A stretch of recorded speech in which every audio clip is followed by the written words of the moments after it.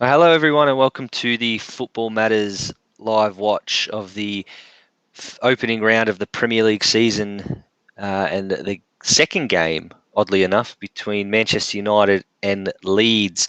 I'm your host, Faz, and I'm joined, as always, by the ever knowledgeable and the Premier League expert in Brendan. How are you, Brendan?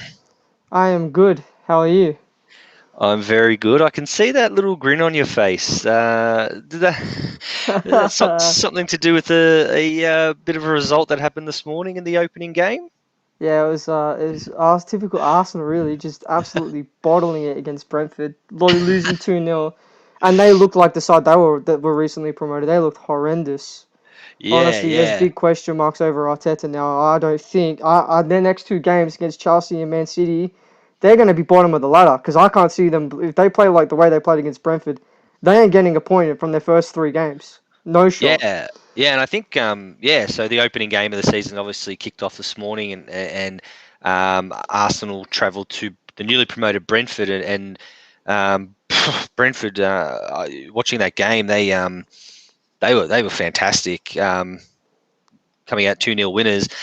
But you're right. I think the story, as much as I'd love to sit here and talk about, Brentford as a, newly promoted team getting their first win, first points on the board, the story has to be Arsenal. It just has to be. I mean, like you said, upcoming games against Chelsea and Man City, they're effectively going to be 0-3, sitting on the bottom table, could have a pretty heavy goal difference to start the season.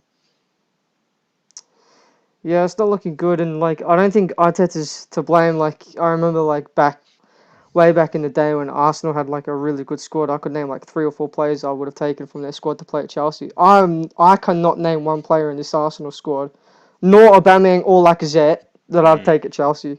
yeah. None of their players are good enough, and they're here saying that Chelsea players aren't good enough for their club. I find that bizarre. Yeah, yeah. I think it's just an odd situation. It's just, and I sat here earlier on this week. I think it was Tuesday night when we did the preview, the Premier League preview, and I spoke about Arsenal. How I thought, they're a hard team to read. They're as far as they could do anything, but I mean, look, there are 37 games to go for them, obviously, but one game in, and oh man, um, I worry for them. From a footballing point of view, from a West Ham point of view, I could care less. But from a footballing point of view, I worry about what it means for them, and I'd be imagining they'd be kind of looking at what managers might be available, and we're talking about mid August, and they might be looking about what managers are available. So we look at the big signing in Ben White. How did you see Ben White's game? His first in Arsenal colours. He didn't do. Some aspects of it were good, and some aspects of it were like, what on earth is he doing? Like that long throwing that the defense let bounce. Like you can't let that bounce. Like a championship side wouldn't let that bounce. A League Mate, Two side wouldn't let that bounce. It's just I something you can't. Like a Sunday League team in Australia wouldn't let that bounce. but Like you know, it's was it one of the games when we were doing the live watch in the Euros, and I think I said if someone's taking a long throw, I can't even remember when it was. It might have been England actually, and I said, "What's the point of long throws? They never ever work. I've never seen a long throw work since Rory Delap or something like that." And bang, egg on my face, a long throw. It was the most disgusting piece of defense I think I've ever seen. Just a little bounce. Bloop, oh man, but yeah, I mean, look. Do we give him a little bit of leeway? First game of the season, Brentford on a high, first game of the Premier League. Is there room for that little bit of leeway, or is it panic stations at the moment? honestly, it's if I'm an Arsenal fan, I'd be panicking Yeah, because it's they have talented players. Like Saka is probably the only player I'd take at Chelsea out of their whole mm. squad And because he came off he's the a gun. bench. Yeah, and he came off the bench. He didn't even Yeah, start. yeah, Um, and it's just like they have no midfield. They literally have no midfield. Without yeah, Partey, they are just they don't know what to do. yeah. And it's like they spend 50 million on a centre back, which in my opinion, they overpaid for Ben White. He's not Yeah. worth more than Varane. No We spoke shot. about the England tax, but yeah, I agree. Yeah. And it's just like maybe if they got another centre back for cheaper, like I don't know, someone in Europe. Like, there's good centre backs in Europe.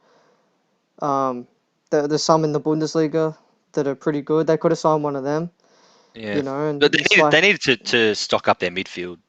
We yeah, agree on that. exactly. So Yeah. A they should have signed a centre back, like a cheaper centre back, a non-English centre back, and then strengthen their midfield, and they'd be all right. Yeah. But they didn't do that. We've Um, got uh, we've got our resident Arsenal fan, Corey. We love Causa. I know he's actually out tonight, so it's a big effort of him to jump on. So just skip. I think he's saying just skip over the Arsenal game. Sorry, mate. We've still got 9 minutes until the game kicks off, so it might be 9 more minutes of talking about this.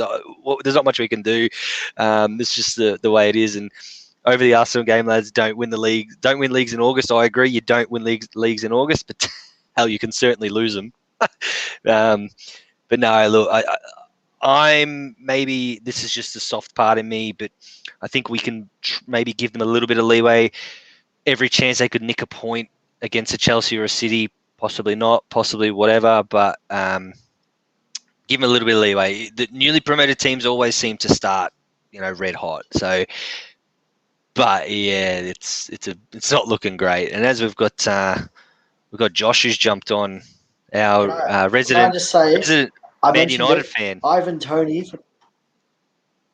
He didn't even score. I'm no, not but pulling you. he's Can I just say, I mentioned it. no, he's Yeah. But mate, he dominated. He I Ben White know. over. He literally dominated Ben White. All I right. don't want to hear Ben White's anything close to Varane again. He's shit. Far be I wouldn't go saying that. I reckon Tony will bully most centre backs in the Premier League. it from Like me, because I never ever Ben wanted White's to admit crap. that I've been Josh saying might it be since they right. signed him. But yeah, look, Ivan Toney, he's not bad. My hope is that Brentford go down and then he ends up at a better club like I don't know, West Ham maybe. West Ham, To, yeah. So we to be got Corey fair, here. I've always he did dominate from that corner. One yeah, thing he he did. caused that goal from the corner. He literally took out two of their defenders. He's got a lot of quality. I hope he just doesn't fall away like we see a lot of first-time Premier League strikers start well and then fall away. We hope that doesn't really happen. Corey, again, I've always said Brentford are dark horses for the top four. Well, mate, if that's a little tip you've got, I might just check on the wife. I might just put a sneaky couple of hundred on it, mate, because if that's the case, I could pay off my mortgage if Brentford finish the top four. Not that we condone gambling, but that's definitely a good call. We've got the Andy. Welcome aboard, mate. We've just announced Varane. Yeah, just announced him, so that's great. So I'm assuming he'll be in the squad for the next game. Speaking of squads, so Josh, because you're our resident United fan, do you want to take us through the United starting lineup? I'm happy to read it out, and you can go through the players if you'd like. So obviously in goals we've got De Gea playing a flat back four. Wan-Bissaka at the right back, Lindelof and Maguire, the centre back partnering. Maguire, I think, had a wonderful Euro, so we're looking forward to seeing him back in the Prem. Luke Shaw, again, my opinion was probably England's player of the Euros. So at left back for United, I'm tipping he's going to have a big season. McTominay and Fred in those holding roles. Bruno Fernandes, say no more, absolute superstar of the league. Pogba, the interesting one. Lots to talk about him possibly leaving. Great to see him starting personally. James was the interesting one.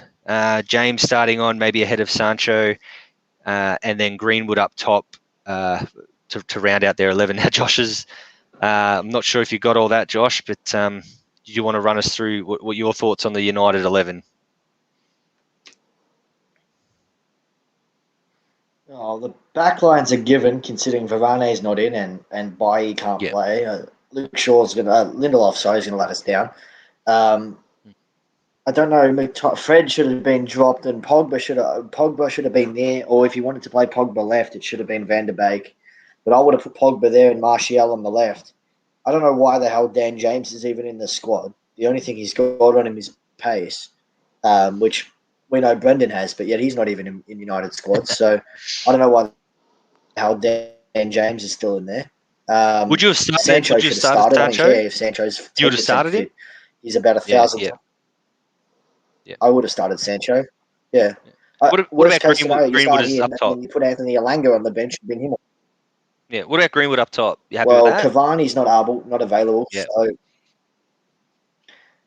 Cavani's not available. So yeah, but if I would have personally started Martial there, Sancho on Yeah. the left, Yeah. and Mason on the right when Cavani's back. But I'm disappointed not to see Anthony Alanga on the bench though. He's quality. Everyone knows I rate him highly. Yeah.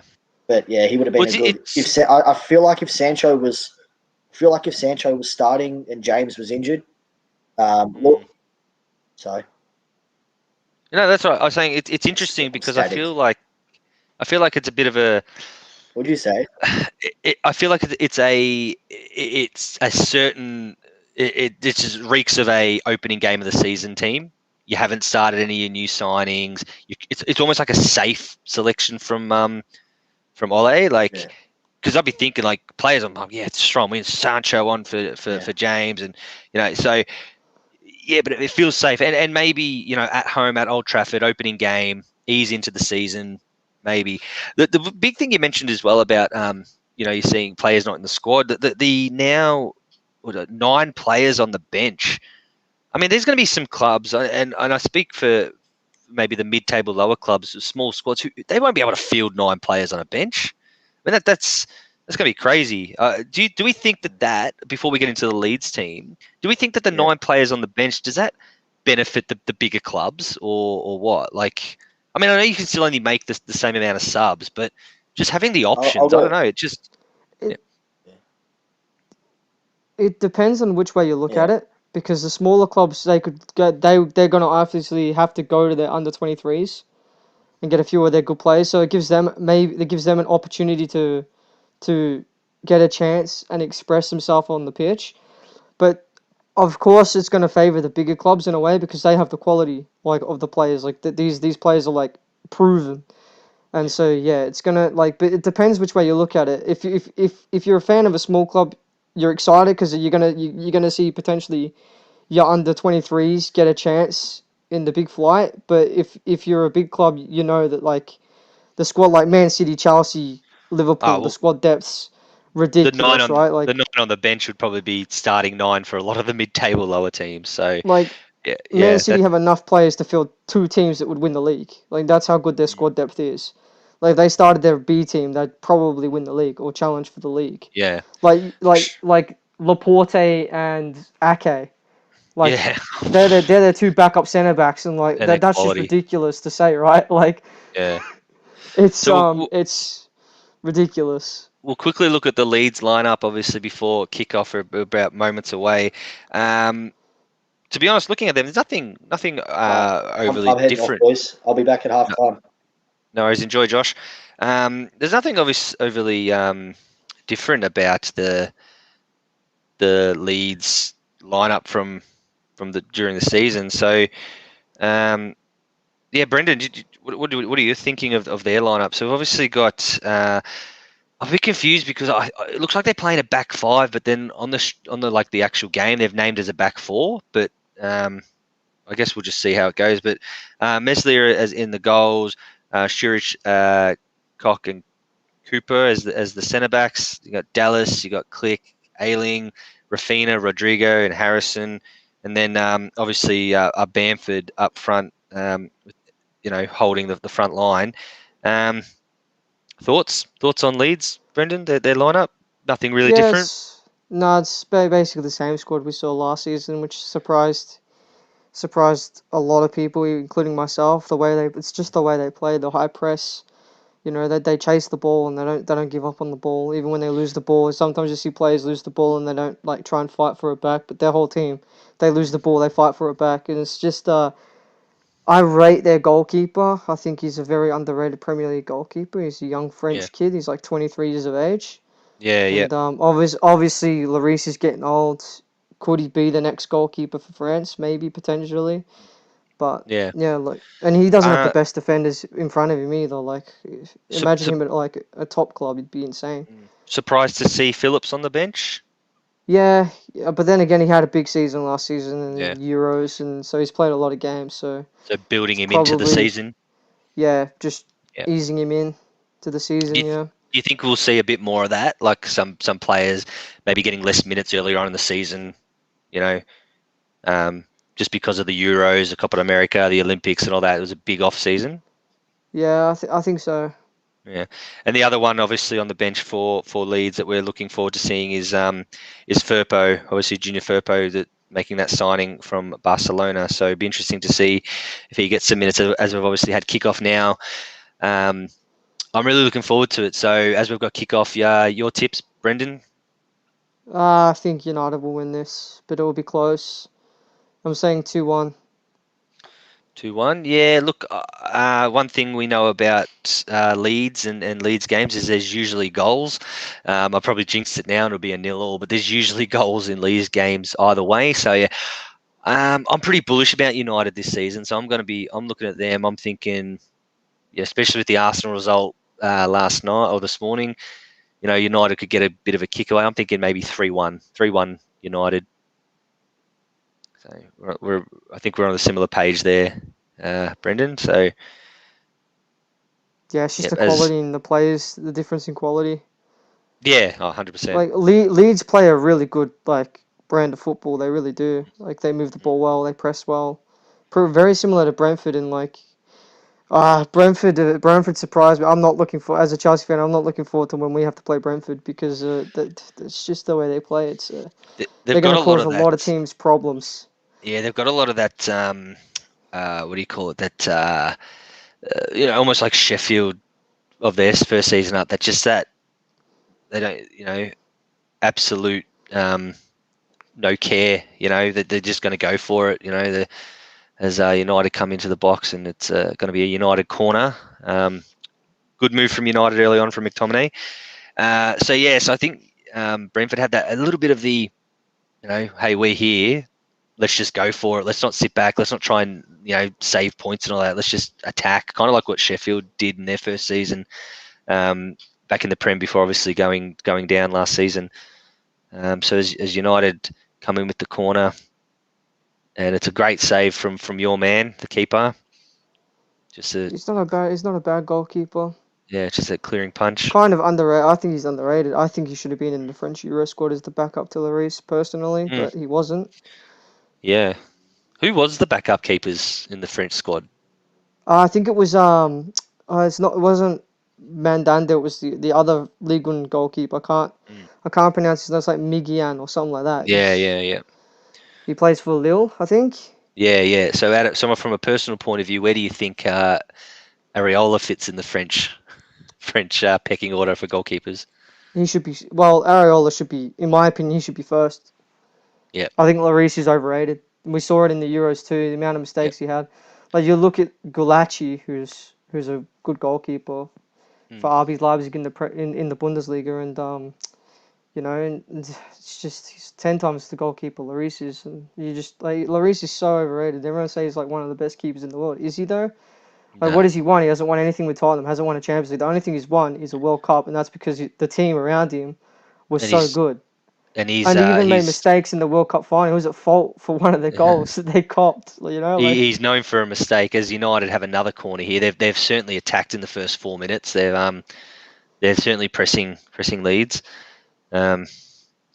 As we'll get to the goalkeeper talk as the corner comes in, and again that goalkeeper gets clean hands on it. Fantastic. Well, yeah, look. So in the conversation of Areola, so do you think that's a good signing for West Ham? Obviously, you think 100%. he's He's a good signing for West Ham. If you look at what he did with Fulham, yes, okay, he got relegated, but the defenders in front of him were just with they garbage, weren't Premier League. They weren't Premier League centre backs, none of them, right? He made some mint saves. He did. He almost kept them up in the Premier League. If they had stayed up, it would have been because of him, right? Yeah.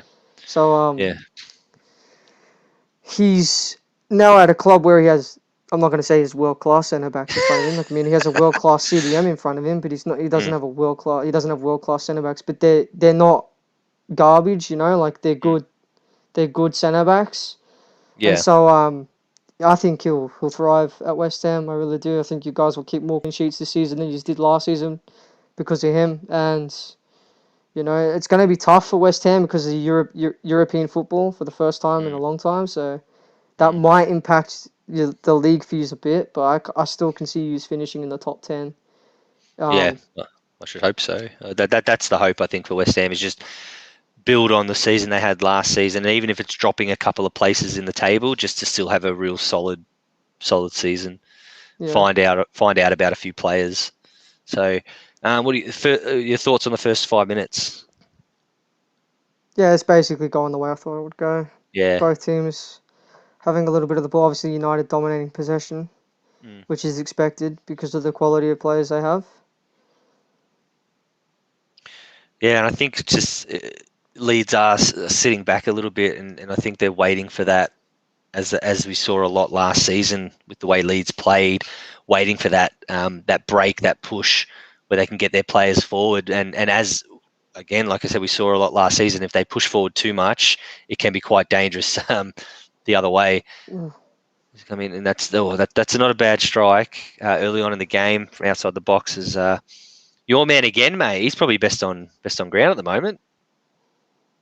I do rate Mason Greenwood. I would have him at Chelsea in a heartbeat. Yeah, He's a really good young striker. And yeah, he's like, what, 22 now? 20, yeah. 21? No, he's certainly going to take that next step. Um, That's what United, they need to invest in like older strikers to like really like give him experience. yeah, Like Cavani's a perfect for them because the amount of experience he's got and like modern day strikers aren't like that. Like he's gonna teach Greenwood so much. yeah. Cavani's it certainly has a big role to play for United, Yeah. not just this season, but for the obviously the foreseeable future when it comes to players like Greenwood and even Rashford and those types. I know Rashford might not be that out and out striker type, but he's certainly having Cavani there. Are you surprised United haven't? I mean, there's still 2 weeks to go in the transfer market. Are you surprised they haven't gone in for another striker, or you think they're comfortable with what they've got? Well, the way I look at it is if they sign a young striker, that's ruined Greenwood's career. Like that's ruined his Yeah, yeah, chances. Like yeah, if they sign Erling Haaland like this year or next year, mm, goodbye Greenwood because you're never going to yeah, see him, right? Because they're around the same age. And let's be yeah, honest, like you have one that's already established and one that has potential. In my opinion, I think Greenwood has the potential to be better than Haaland. It's yeah. just it all Wow. depends on how they develop him, whether Yeah, it's and obviously will Ole Gunnar Solskjaer played a part in developing Haaland because he was at the club Ole Gunnar Solskjaer managed when they were in the Norwegian league, and mm, then he went to Salzburg, and then from Salzburg went to Dortmund, and now he's killing it at the top level. So, yeah. So but a bit of reunite them maybe. yeah, but if they do As that, it's gonna ruin. Yeah, I That's agree. gonna ruin Greenwood's career unless Solskjaer wants to play a two striker formation and they'll have those two up front. That Which I would don't think work. you will. I don't think you will Which because that'll I kill don't think he will. Fernandez's position. But as Leeds come forward, it's a brilliant ball through, and the cross comes in, and just the clearing header was it Lindelof that was the clearing That was header. McTominay. Oh, McTominay, you're right. Sorry, McTominay. Good to get back there. And Leeds have got a corner now, but we just saw that they're pressing. Their power in their press. That could have easily found the back of the net if Bamford hit it. As what's happened here? There's a corner. They're going to be taking the corner again. Um, Obviously went a bit too quick. So we'll just watch this corner.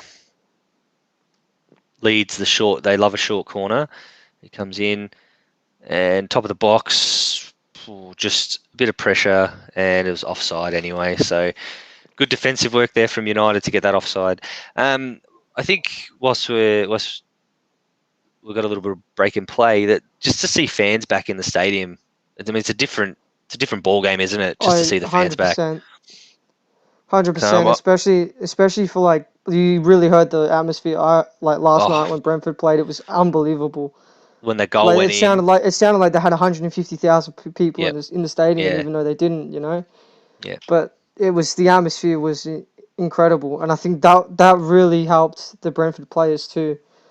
Like the fact that they know that the fans were backing them the whole way, and Well, I think that's inspired going them to to be put on their performance. it's going to be a conversation over the course of the season about how many points or lack of points are going to be won due to the crowds, and I think you could have made an argument maybe Brentford might not have got all 3 points last night if it wasn't for the crowd. Who knows? Like, we'll never know, but I think it's a good talking point. And the other talking point as well, his face just popped up on the screen. I wanted to mention it before. So we've got Tom Heaton obviously joining United. Surprised to see him on the bench. Would you consider him to be their second keeper? Nah, Because yeah, so is Henderson injured, or do he's we know injured. much? Yeah, Okay, that's fine then. Because I was quite surprised when I saw. Oh, that's a good save as a Greenwood comes in and just tries to do a little cheeky chip over the keeper. So it was a mistake by Leeds with the poor pass back. And it was it was actually the centre back trying to clear it onto Greenwood's foot. I thought Greenwood tried to chip him, but he cleared it onto his foot, and it was a good save by the Leeds goalkeeper Meslier. And now we've got another corner to United. As we'll get back to the conversation about Heaton and Henderson. The corner comes in. It's a free header from Maguire, and probably a bit under pressure, a bit far out, but heads it out for a goal kick. Yeah, so I think the conversation between do we agree that De Gea is the number one keeper, and then it's about Henderson and Heaton who gets the bench. But I've heard a lot of people, a lot of United supporters wanting Henderson to be the number one keeper. yeah. I think in recent times, obviously football has changed. De Gea is more a traditional goalkeeper. He's not a modern day goalkeeper. So he's not Mm. like he kind of panics when the ball is played back to him and he's under pressure. But like modern day goalkeepers have to be good with their feet. I feel like Yeah, that Henderson is better as far as saving with the feet. No one's better than David De Gea in the whole world, right? He's the yeah, no, best of course. goalkeeper at saving shots with his feet and his legs.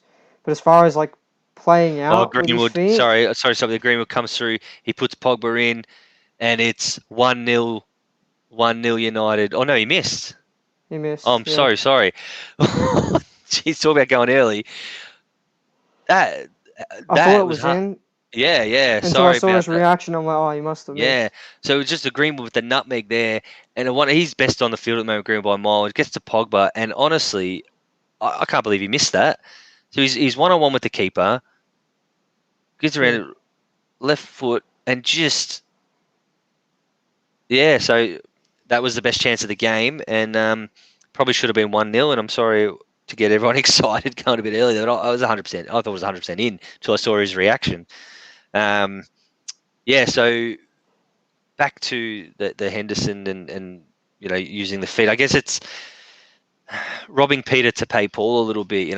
Maybe De Gea might get you might win you a couple of points with some saves, but as far as playing the ball out of the back, it's a really good debate about what you want from a keeper. Ideally, you'd have someone who can do both, Yeah, but one or the other. I mean, what are we looking at? So yeah.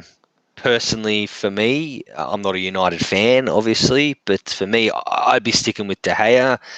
When push comes to shove, I think you want a keeper who can make that crucial save. Not saying Henderson can't, but as you said, De Gea is the best in the world at those saves. And when it comes to shove, 90th minute, you want a keeper to make that save.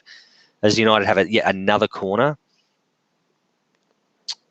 the referee's just checking something out. We don't want any stupid yellow cards here. Pretty exciting game to be honest to start with, even though it's 0-0. I'm a bit up and about, especially I yeah. went a This bit is this early. is this is why I like leagues opposed to international. Yeah, 100%, Like 100%. there's a lot. It's a lot more end to end, and it's a lot more exciting. Internationals just Yeah, pass around the back. as the corner comes in, and that keeper again with the clearing punch. Leeds Yeah, he's just get it such out. an underrated goalkeeper. He really is. But yeah, it's really end to end. 14 minutes gone into the 15th minute. I'd have to say that it is going the way we expected. United with plenty of the ball, plenty of opportunities. Pogba with the best opportunity of the game, which I thought was in, but the best opportunity of the game. And I mean, but Leeds obviously threatened down the other end with that cross come in and that almost reached Bamford. And there's Marcelo Bielsa. If you speak to any Leeds fans, they rate him up there as one of their all-time greats as far as the club goes. As Leeds now on the attack come in and good clearing defence. Is that Lindelof? Yeah, good clearing. Good clearance there. Cross across the box. And again, Leeds proving that when they get out in that open space and can get up the ground, that they're going to be a threat as he gets around Maguire and across the box, and it'll be a corner to Leeds. High pressure stuff. And they go their short corner again, crosses in, just misses the head, and United haven't cleared it. And good curling shot from Harrison, just but falls safely to De Gea. So, and now they're out with Pogba. Your thoughts on Paul Pogba, Brendan? What's he? There's always a lot of chat about him every off season, every transfer window. You can't deny that he's class. As Leeds come through, he's a world-class player. Shot from outside. That's a great save from De Gea. It was a shot from outside the box. De Gea makes a save. Sorry to interrupt. It's hard to have conversations here because the game is so end to end. There's a chance every 5 seconds. That's a good strike from Click outside the box, and De Gea makes a comfortable save, and they'll get a corner. But yeah, I think you're right. You can't deny that Pogba is all class. But yeah, he just needs it's the freedom, like in this United squad, like they need an out and out CDM to really like for him to express himself. Like you see it with France when he plays alongside N'Golo Kante. He has all the freedom in the world because he knows he's comfortable.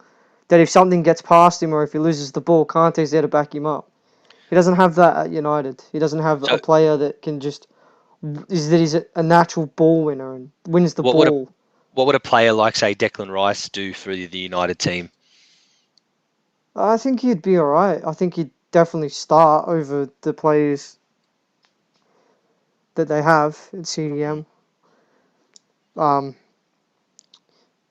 like it's hard to find players that like can like win the ball, like that just don't care about anything else but winning the ball back for the team. And like that's why I'm so happy Chelsea signed N'Golo Kante when we did, because everyone's like he's overrated. He won't be as good for Chelsea, and he's now the best CDM in the world. Yeah, we had a very very in-depth conversation about that on one of our other streams about the qualities of N'Golo Kante. You can't question it as Leeds are. I'm pretty sure every big team in world football history and in world football currently were taking N'Golo Kante in a heartbeat at the club. 100%. Like even PSG, and they have a stacked squad. If they added N'Golo Kante to that squad, they'd be guaranteed everything. Mate, I've got it written down. You've got to remind me. We're going to have a conversation about PSG a little bit later on, and about Messi and PSG. But so hold your fire yet for now, because we're going to have that conversation later, because I have a very big opinion on that. As United are coming through and Leeds are holding firm. You've got to say they're holding firm at the back. They're looking to get that good counter attack. As Bamford, he's quick, Bamford, isn't he? For a big guy, he is quick. Yeah. Stiff to not make an England squad. Yeah, he's kind of. I would have taken him over Calvert-Lewin. Calvert-Lewin had a great start to the season, but as far as consistency goes, Bamford was consistent throughout the season. Yeah. Whereas Dominic Calvert-Lewin wasn't as consistent. Like he started firing. I think he got like 6 goals in the first 4 games. Yeah, and then after that, he just went quiet. And that's the thing as well. Like consistency is better than hot form. Yeah, for in sure. my opinion. I agree. Unless that hot form is right when the tournament's about to start. Or Yeah, that hot form is like literally a couple of weeks before the tournament starts. But yeah, I agree. You want someone who's consistent because you can rely on him. Calvert-Lewin is that type of player where he's a bit much, he's a bit like Kane, and it's not being not being disrespectful, but he scores those tap-ins, he scores those. Where I feel like Bamford just offers that something different, just a little bit different. Where if you're subbing off Kane for Calvert-Lewin for the England squad, you're probably getting a bit much of the same. yeah. Also, As after United come in watching now, Tony and it'll last be night, yeah. I think that he offers England something a bit different as well because he's just Well, he's he's more like certainly. he's Ooh, kind of like Kane, but he's better at holding the ball. yeah, yeah. You know, like he We, uses his body and his strength to really shield the ball and play others in. he's going to be on the map now. He's going to be on the map Oh yeah, for 100% sure, for because sure. now in the Prem, and really coming up to international fixtures whenever they are, all he's got to do is score a couple of goals. Brentford have a couple of good results, and he has to be in the conversation. He just has to be. Yeah. As much as it pains me to say, because I don't want Josh to be right. Nah, look, he's good. He's going to be my starting striker in my Premier League team on FIFA next year. That's for sure. Him and like someone like Daka, because apparently a tall striker next to a pacey striker is apparently going to be the meta. So I'm just going to Oh, run really? Tony and Daka like to begin with at the start of the game. And now that I've said that, watch their prices be like 20, 30k at the start of the game. Just put their prices miles up Yeah. because, it's just I don't know. So just a reminder to those tuning in and watching, you can get your questions in, and every question and every comment gets answered on Football Matters as long as it's respectful. We endeavour to answer everyone who posts, so make sure you get your questions and comments in. And if you want to obviously ask the Premier League expert in Brendan any questions, he's more than happy to answer, I'm sure. And I'm happy to chip in if needed. As that was a pretty good challenge from Maguire. I know he's given away the free kick. Corner. Oh, the corner. So it didn't get the free kick. So it was a great challenge then. I think he's a player who's just gone from strength to strength. Harry Maguire, I think. Yeah. I think United fans were harsh on him when he first joined. Obviously, Yeah. it takes time to really gel in a team, especially as a centre back. And Yeah. that's why I wasn't too hard on Ben White, because I saw some things in the Arsenal game where I'm like, okay, he could offer Arsenal something, but like it takes time, and you have a lot of pressure when you play at the back. Obviously, someone like Ah, Varane, who's well, established, he's not going to feel it as much. no, but it's quite simple as someone, and I know I obviously not played at the highest level, but someone who's played centre back my entire career. Just having that trust in your wing backs and your centre back partner, it's just crucial. Yeah, If the slightest, you only have to be a millimeter off, or the slightest kink in a chain, and it all can go pear shaped. And to come to a new club, it takes time to get used to those players around you. So yeah, maybe I agree. The price tag on Harry Maguire probably made supporters a little bit harsh on him too, but I think he's just gone from strength to strength. He's absolutely quality, and I'm hoping for England's sake, for Arsenal's sake, that Ben White's going to be the same, where the criticism hopefully doesn't come harshly because of one game, but it does take time. I mean, building that chemistry with your back four, in my biased opinion, it's the most important line in your team, yeah, because you build everything from that line. If you don't have trust in your other centre back or your wing backs, you're in trouble. And you do see the struggling teams in the Premier League are the teams that chop and change their centre backs or back four. There's no coincidence that teams who go on good runs have a back four that's solid. I'll use West Ham as the example last season when they went on that 6-7 game, not win, but 6-7 game undefeated streak or whatever it was, when it was literally Craig Dawson and Ogbonna who just played centre back the whole time, didn't get injured. Then all of a sudden, Ogbonna goes down, you're throwing Diop in there, Cresswell goes in there as a back three, and you're chopping and changing. There's no coincidence that things can go a little pear shaped. So I know I've gone on it for a while, but the back four is such an important line in the team, and especially if you can get consistency. Yeah, definitely. I mean, you saw it with Chelsea. I think you would have seen it with Chelsea, and correct me if I'm wrong, but there was a period of time where you guys were chop and change, and for Zuma and Christian, like you had different centre back pairings nearly every game, and Yeah. it's just not. You just can't have it. Plus, it's just, it interferes with the midfield because different centre backs play differently. Some centre backs like to drive the ball. Some centre backs like to play a long ball. Some centre backs just like to pass to their fullbacks. And like the midfield need to know like what to expect.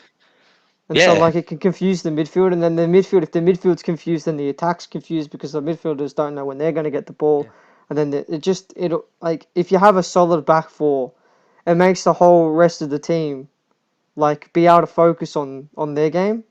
yeah, Like for like the sure. midfield then don't have to worry about the defense as much as like if they're interchanging their centre backs. And that's a great free kick in from Leeds. Jeez, that could have been 1-0. It should have been 1-0. In my opinion. Well, in my opinion, it should be 1-1 because I think Pogba should have scored his goal. But no, it's a great free kick in, just curling around, gets over the first defenders, and it's a wide headed wide. I mean, I don't want to be critical, but you probably got to get it on target from there. Maybe a little bit too much to the right, the left. Sorry, you've got to get it on target there, in my opinion. But yeah. Again, as I said before, Leeds are showing how dangerous they can be when they go forward. As Meslier like absolutely comes out there and what you want from your keeper with a clearing kick. Yeah, I'm surprised that like no clubs have been interested in some of Leeds' better players like Bamford, even Harrison. Harrison had a good season last year as well, and Was, and Calvin, no, yeah, Calvin Phillips. Like, how are the big clubs like not after these players? Like. yeah, well, I guess it comes down to like the players you've named being English. Perhaps clubs are worried about like I said the England tax. Yeah. For Calvin, it'd cost the team 80 to 100 million to get Calvin Phillips out of there, for example. Yeah. So what will be interesting with Leeds if they don't like build and solidify and become a consistent top 10 and even fighting for Europa when these types of players are in their last year of their contracts and stuff like that. What happens then? Like for Calvin Phillips when he's in his last year of contract, can he force a move? I mean, look what Jack Grealish did, for Aston Villa and I mean they're an established Premier League club and they probably will be in the Premier League for a little while, but he still pushed a move. How long before we see that from a Calvin Phillips, from a Bamford? I know they're probably not at the Grealish level, but I still think. Nah. Yeah. And again, I 100%. think that's the interesting part as well. I mean, how many teams out there could afford Calvin Phillips? And of the teams that can afford him, would he get into that team? So you say only probably the big four clubs could afford Calvin Phillips. Would he get into their team? I mean, he'd go It's straight into Arsenal's team, 100%.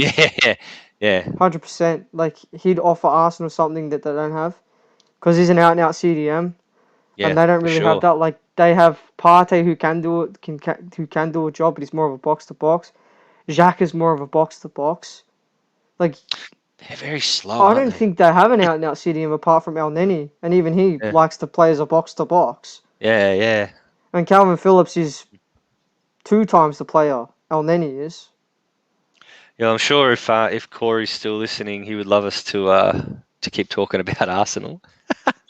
But with the fear of becoming Arsenal fan TV.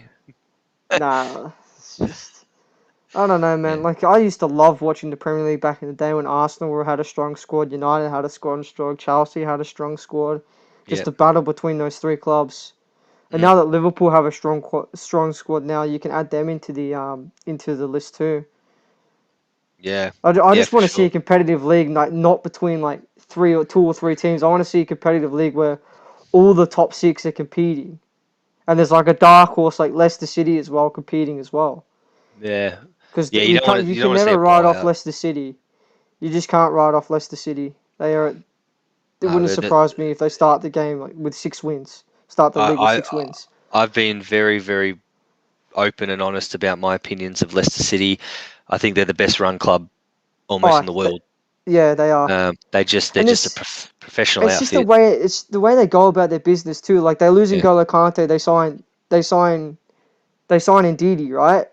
And yeah, no one's ever heard of Ndidi. Now he's one of the best CDMs in the league. yeah. And they'll Like just it's it's just just the such business. a Like they're Dak is a brilliant. perfect signing, right? Because Jamie Vardy's getting old. Like he's still class, Mm. but he's getting older in age. He's like 35 now, right? So he's getting up Yeah, there. And like very similar play style to Jamie Vardy, and that's a great. mm. Oh, it's actually in. I thought he stopped it. It's 1-0. Bruno 1-0 Fernandes. United as usual. He's such a he's so that guy is so class. Like Say no he more. has to be in the same category as De Bruyne. Bruyne, 100%, 100%. Like he's that good. He's that good. He has to be like. And actually, I'd take him over De Bruyne because De Bruyne gets a couple of knocks every season, whereas Bruno Fernandes can just He's an is just absolute class naturally act. fit. Absolute class Yeah, act, Bruno Fernandes. He the bullshit when they call him the pen merchant, absolute garbage. So we'll run through the goals. It was a clearing kick as great uh, touch. Tomini comes in, and it's a great touch. He's onside, and he just does a little dink, and keeper should have saved it. Yeah, keep it. Have a look. With big Nah, raps. Nah, yeah, that's harsh. he's done well to even get to that. The keeper, to be It's a good honest. strike. 1-0. Yeah, and that man Bruno Fernandes, who, in my opinion, he's going to be the one who will dictate United's season once again. If he can have a world class season, which we expect from him, there's no reason why they can't compete for the title. But you talk about importance to a team. He's probably the most important player to a team almost in the competition, if that makes sense. Yeah, Like, he's the difference between Manchester United being a title contender or finishing sixth. You know, that's how good he is. So 1-0, 30 minutes in, um, pretty much the way we thought it was going to go, and hopefully the game opens up a lot more, and because Leeds will probably go for it now, because if there's one thing we know about Marcelo Bielsa is he doesn't rest on his laurels. He doesn't sit back. He's just like, okay, he'll open the game up, and this could very well be a bloodbath from United's point of view, or it could be Leeds get back into the game, because that's just how they play. There's always goals um, in Leeds games. So what we've got here from the Andy, how are you, mate? McTominay, man of the match so far. I tend to agree. He's been really good, and impresses me as well. I mean, I'm a bit of a harsh critic on McTominay. I like the way he goes about it, but I think that the comparisons between him and other players of his position are probably a bit. I think he's a level below, but there's no reason why this season he can't take that next step to be a part of that conversation. ooh, And as we come in, and yeah, that's a great strike. That's a wonderful strike from Luke Shaw, side netting. So still one how do 0 United fans hate him? I don't I don't understand get how it. United fans hate Luke Shaw. He's Yeah, I don't get it. class. I don't get it, mate. He's best left back in the league, possibly. No, I'd say he's the best left back in the world at the moment. Yeah, he proved himself at the Euros. But as Andy was saying, with McTominay man of the match, I agree. I think he's getting back to defend. He had a really good defensive clearance. He was had a hand in that goal. He's a class player, McTominay, and I hope he can take that next step and become a part of the conversation. Some of the best midfielders in the league is Luke Shaw. Talk us through that shot. Brendan. What did you think? Probably wrong side for the left footer, I guess. Yeah, but he caught it well. And if it was a little bit, if you cut in a little bit further, it would have been on target at the near post. Yeah. So yeah, it was where he took the shot was it was harder to score. If he'd come inside a little bit more, he would have found the near post. Yep. And as Josh comes in, Bruno for Ballon d'Or, and what a ball by Pogba. We know Josh is staunch United fan. So, yeah, I'm not too sure about the Ballon d'Or, maybe, if he continues in this form. But yeah, and I agree it was a great ball by Pogba, though. And Pogba shows his class, that little touch over. And we're seeing the goal again. It was a good finish. As we got, if Cavani was in United, Cavani was in, United would be 4 up by now. Yeah, I mean, you never underestimate the importance of a out and out goal scorer like Cavani. That's not to say that Greenwood's not doing well. I think Greenwood's been really good. But yeah, I think Cavani might make that difference in other games. As we're coming in about 10 minutes to go in this half, and it's been a really entertaining game. I've really enjoyed it so far. I think there's more goals to come personally. Yeah, this game's open now. Mm. I think United will score again before Leeds score, but I do see Leeds getting a consolation goal. As Luke Shaw again on the attack, took a ball. He's got it back.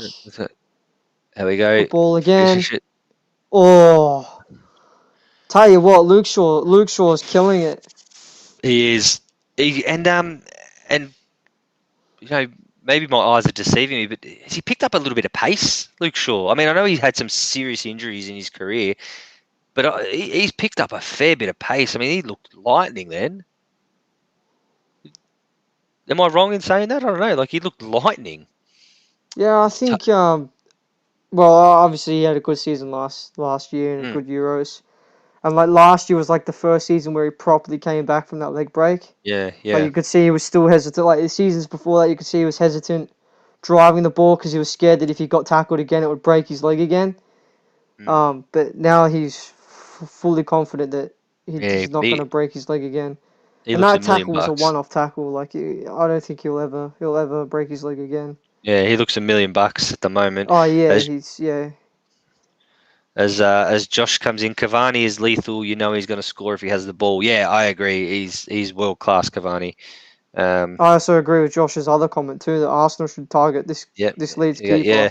So Arsenal, yeah, I agree. I agree as well. Not just Arsenal. I think a lot of teams should I'd have him target at Chelsea, but I do rate Mendy. Yeah, no, I think this keeper, a lot of teams should target him. And he goes again, Josh. What do we reckon? Arteta out and Ted Lasso in. Those who've been watching the show, Ted Lasso. Yeah, what a character he'd be in the Premier League. Bit of fun, but yeah, I think the Arteta out, maybe one game in, the pressure's only going to build. And as Brendan, you mentioned before, with the games of Chelsea and City to come, pressure, eh? The thing is with the Arsenal, they always turn up against Chelsea, so it wouldn't surprise me if they beat us. It honestly wouldn't surprise me if they beat us, because they just, same when they play against Tottenham, form goes out the window. They just turn into like prime Barcelona when they play against Chelsea and Tottenham. I'm not gonna lie, Brendan. I would love to see Corey jump on if Arsenal do beat Chelsea. It'd be fun. It would. It would, but at least I've called it before it's happened. Like, watch, they'll play like prime Barcelona. I guarantee you they'll play like prime Barcelona against Chelsea. They just will. No, but it's the same with West Ham against Tottenham. We always play well against Tottenham. It's a game. It's a game every season. I don't worry about, because I know West Ham will beat them, or at least like that Lanzini goal from last season to get the 3-3 draw. You just know it's just what we do to Tottenham. I agree. I think where Arsenal made the big mistake is selling Martinez. Yeah. So you're saying Leno's overrated. Whoever chooses to keep him over Martinez should be crucified. We don't condone public crucifixion here on Football Matters, but should be sacked. Definitely. I tend to agree. Martinez, he was class. Yeah. They literally sold him to Aston Villa, and then he was the best keeper in the league. Yeah. Like, and the thing is Leno got injured. Martinez came in, proved he was better than Leno, and then they sold him. Like, Yeah, what's going on there? Like, yeah. I don't know. I don't know. it's It's ridiculous. a lot of transfers I find to be hard to explain. But and Josh comes in and said, I meant criticised, crucified, criticised, maybe a bit of both. But yeah, I mean, it's yeah, And crucifixion. like, Crucifixion comes in our late show, the Christian hour with Football Matters. But I'm gonna be honest. If Arsenal fix their team and keep Leno, they're still not gonna win the league.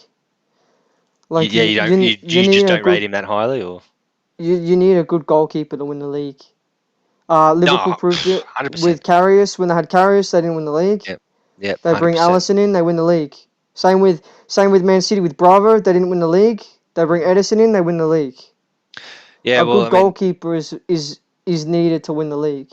they reckon a good I don't care goalkeeper. if you have the best defense in world football. If you don't have a good goalkeeper behind it, Yeah.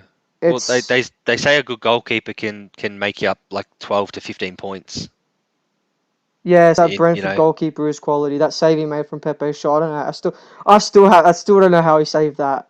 yeah. So yeah, Josh, the Brentford goalkeeper is also quality. Yeah, he looks good. Hopefully, he can continue for the season. And another one for you, Brendan. Will Lukaku start? Yes, I think he will, and I think we'll see Timo Werner play a little bit behind Lukaku as like a kind of like it's going to be kind of like what Brentford did, like Ivan Toney being the main man and Yep, then runners off him. yep. Lukaku will be the main man with Werner and Ziyech. Well, Ziyech not now because he's injured because he got injured in the Super Cup. Damn it, Yeah, because he yeah, looks like he's going to have a good season this year. Ziyech. yeah, He's been yeah. firing in pre-season, was firing in the Super Cup, and now he's injured. How long's he out for? Do you reckon? Don't know. He had a brace on his arm, so I hope it. I don't know, but yeah, it's I don't know, probably a few months. Mm. Can't wait to see Lukaku donkey touches. Yeah, Um, that's the one thing I don't like about Lukaku, but you can't deny he's a goal scorer. He is a goal scorer, and he will score goals. Chelsea yeah, created more chances last season than any team in the Premier League. We just couldn't finish them. And and like, Lukaku's a finisher. He's a finisher.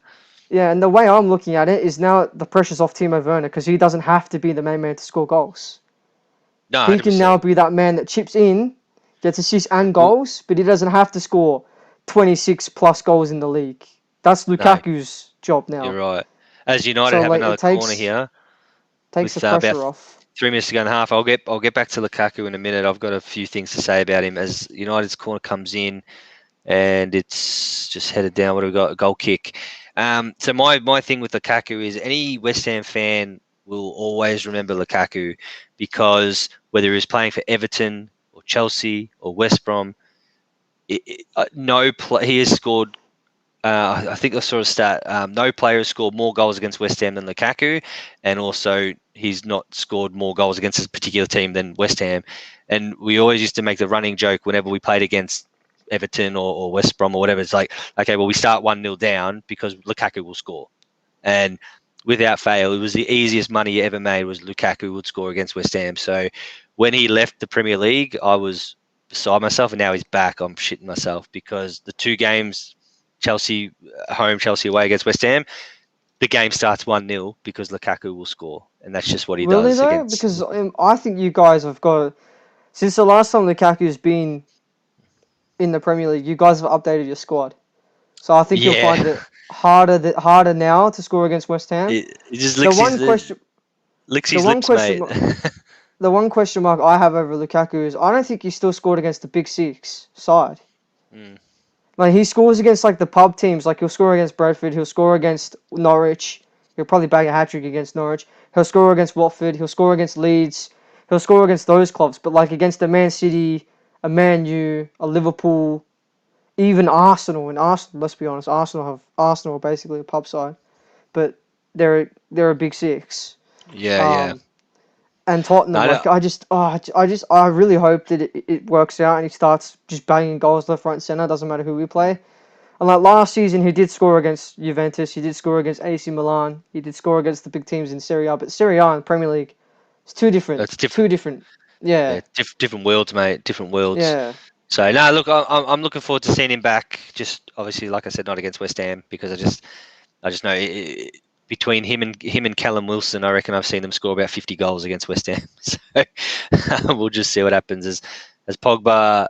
Oh man, I thought he was going to wind up there, and just a little strike there and the save by the keeper. Now we've got one of our absolute Football Matters VIPs here in Mitch, who's popped on. What's our thoughts on Messi, boys? Now, I have a big spiel to talk about Lionel Messi at the halftime break. Once we get to halftime, and we just quickly recap the first half, I've got a big spiel to talk about Lionel Messi. So stay tuned, Mitch, because I'm going to go. Faz is going to have one of his rants, and it might be a new segment called Faz Rants, but it's all about Lionel Messi. So choose in. Dan James is the worst. I've seen worse than him, but he's not having a great game. I agree, Josh. So we've got 1 minute of Stoppage time. injury time. Yep, stoppage time as McTominay comes through, who I agree, as the Andy said before, he's close to man of the match. So so far in the first half, which is fantastic. Now I think Josh is going to jump on at halftime as well. Yeah, we'll see. So Josh is jumping in early. So BJ, are you jumping on PSG bandwagon now that Messi's there? Also, PSG should be investigated over financial fair play. How can they afford all those players? Something fishy again. Stay tuned, Josh, because this is going to be on my rants at halftime in regards to PSG and Lionel Messi. So people thought I had a good rant when it came to Australian football. Well, I don't want to oversell it, but I'm ready to blow my lid. As we hit to half time, Man United 1, Leeds 0. So we'll quickly go through our recap first half. Brendan, what are your thoughts? Yeah, no, look, it's shaped up the way I thought it would shape up. I thought United would score the first goal. I was not expecting Leeds to score in the first half, but I think they'll score the next goal, and then it will really be game on. And I honestly think Sancho will come on in like the 65th minute and produce a winner for Man U. He might not get a goal, but he'll create the chance that they'll score. I think so. Sancho's world class. He'll jump on, and I think look, 1-0 Leeds. Last year he was the second goal involvements behind Messi in the whole world. Yeah, and that's ridiculous. Like the kid's only like what 21. Yeah, like he's rapidly going to become world class. And he's at a club now where he can really put himself on the world stage as a future potential Ballon d'Or winner. And I think he is that good that he may win a Ballon d'Or when Ronaldo and Messi obviously get older, because obviously we both know they're old, but they're still world class. Like they're still by far the two best players in the world. What about this from Josh? Bruno or Mount? Two different players, man. Honestly, Bruno. I can't deny Bruno's better than Mount, but I do love Mason Mount. I think his work ethic, his desire off the ball. You know, he gives 110% every time he plays. Even when he has bad games, he tries his best. It's something you can't fault. But yeah, I think I'd take Bruno over Mount. That's non-biased. I'm not a biased fan. Like I do love Chelsea players, but I'm not biased. Like when if someone asked me De Bruyne or Bruno, I'd take Bruno over De Bruyne.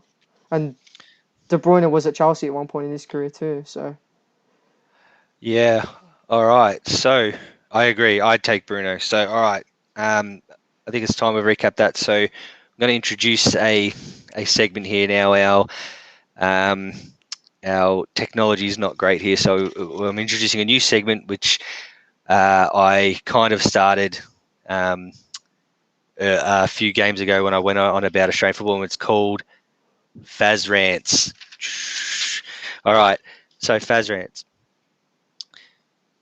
I'm looking straight down the barrel here, and I'm going to tell you straight up, this move of Lionel Messi to PSG is the most cowardice, garbage move in the history of world football. And I'll tell you why. And this is not scripted here. I'm going off pure passion. We're talking about a bloke who's achieved everything he could achieve for a club in Barcelona. He has earned more money in his entire career than any other footballer known to man. He has taken the coward's option of going to a league that is garbage, a garbage league. He's going to walk in there. They'll romp the league. He'll just do what he does. They might win 9-0 instead of 4-0. He had an opportunity to improve his legacy by going to the Premier League. And yeah, Man City, we know they'll probably romp the league, but they do it tough. Tuesday nights, Wednesday nights, snow. He had the opportunity to go and increase his legacy of the greatest footballer of all time by winning the league in the Premier League. What's the point?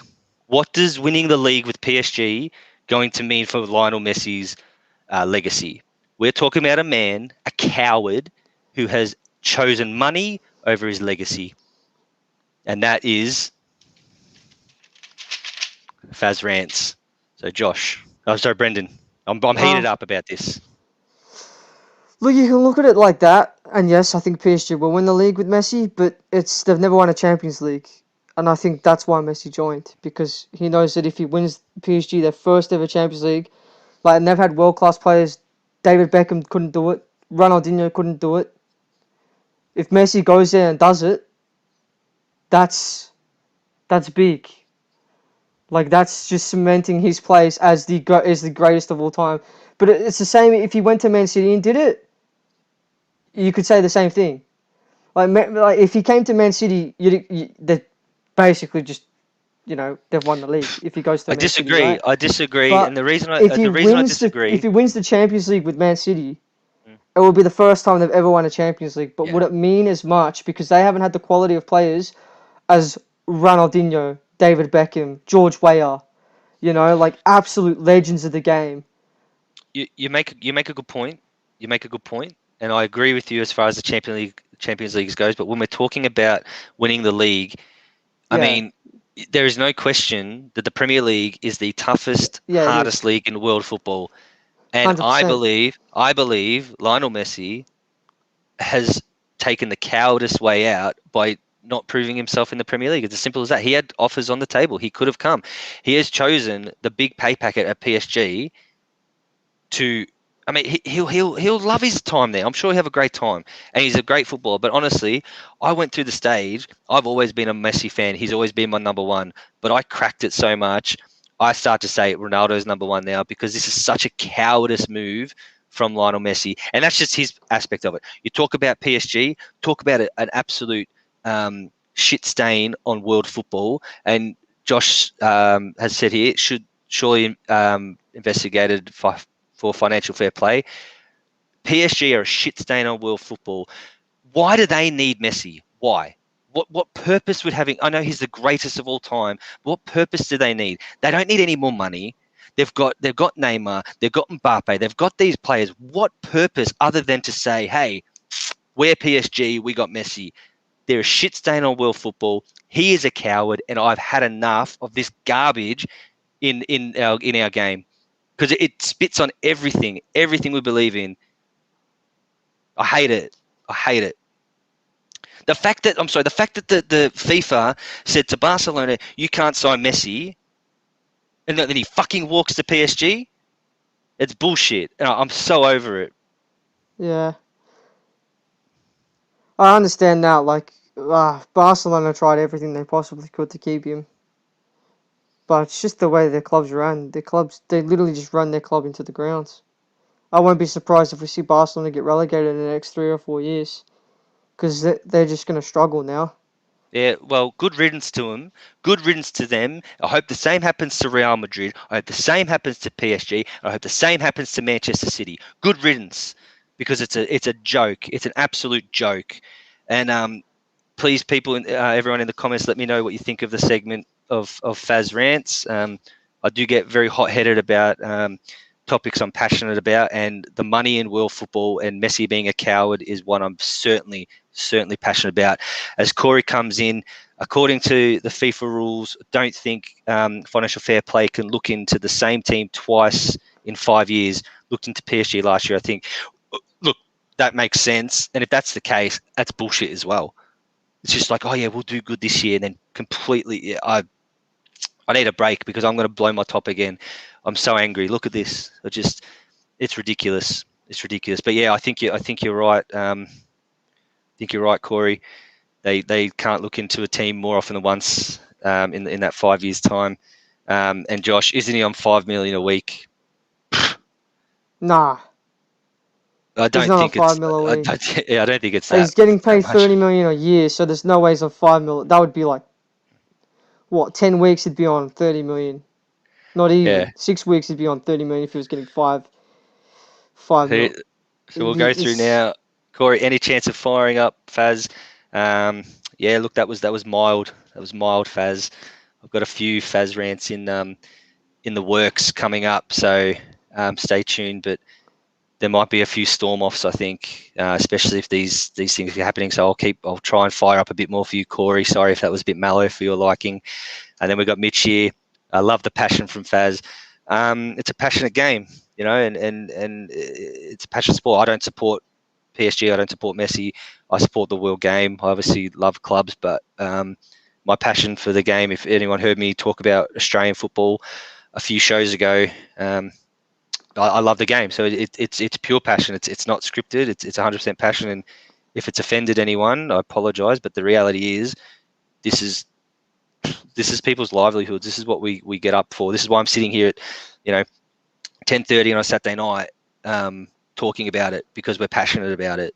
And I just this shits on everything that I care about in the world game, that he can just walk there, romp the league. I'm not even going to watch Ligue 1 now. I don't even care about the French league anymore because it's just piss.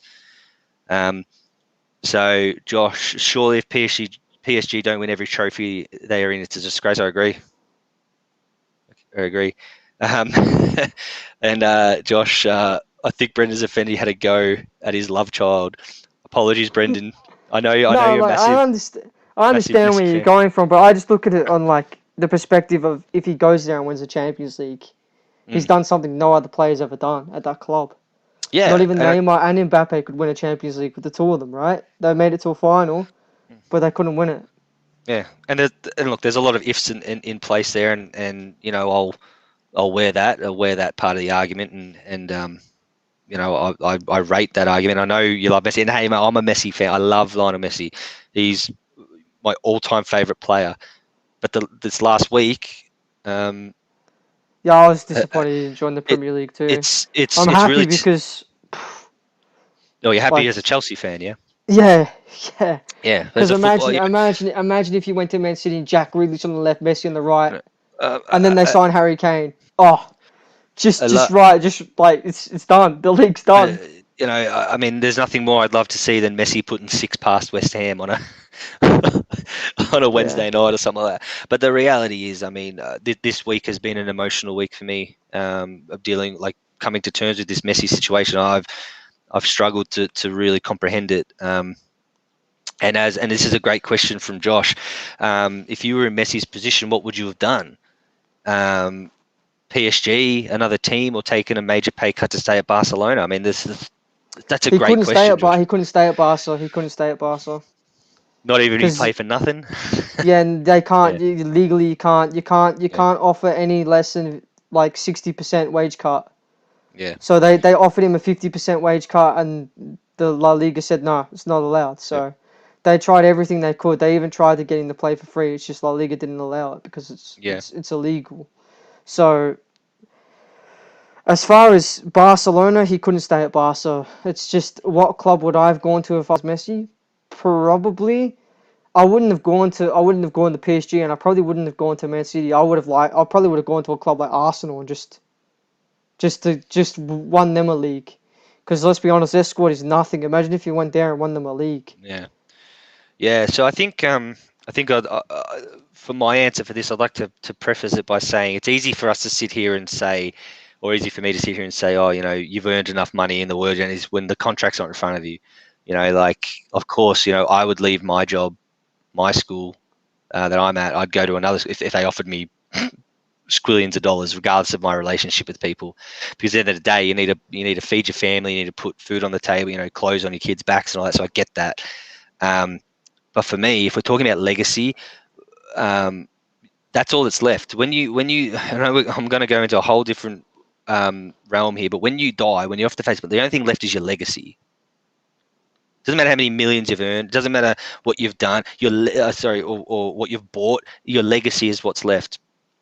The age-old argument is constantly Ronaldo, Messi, Ronaldo. Who's better? Who's this? Oh, well, Ronaldo did it for United. He did it for Real. Messi could have ended all of that. He could have stamped it out by going to Manchester City, winning the Premier League, and then all you Ronaldo fans, you can get on your bike because it's not even a conversation. But winning the league with PSG, it's still a conversation because, in my opinion, the French league is like below, obviously, the Premier League, below the Spanish league, and it's probably below the Italian league, in my opinion.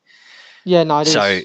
So winning the league with PSG, the conversation is still well and truly open when it comes to Ronaldo Messi. But he could have ended it. He could have ended everything.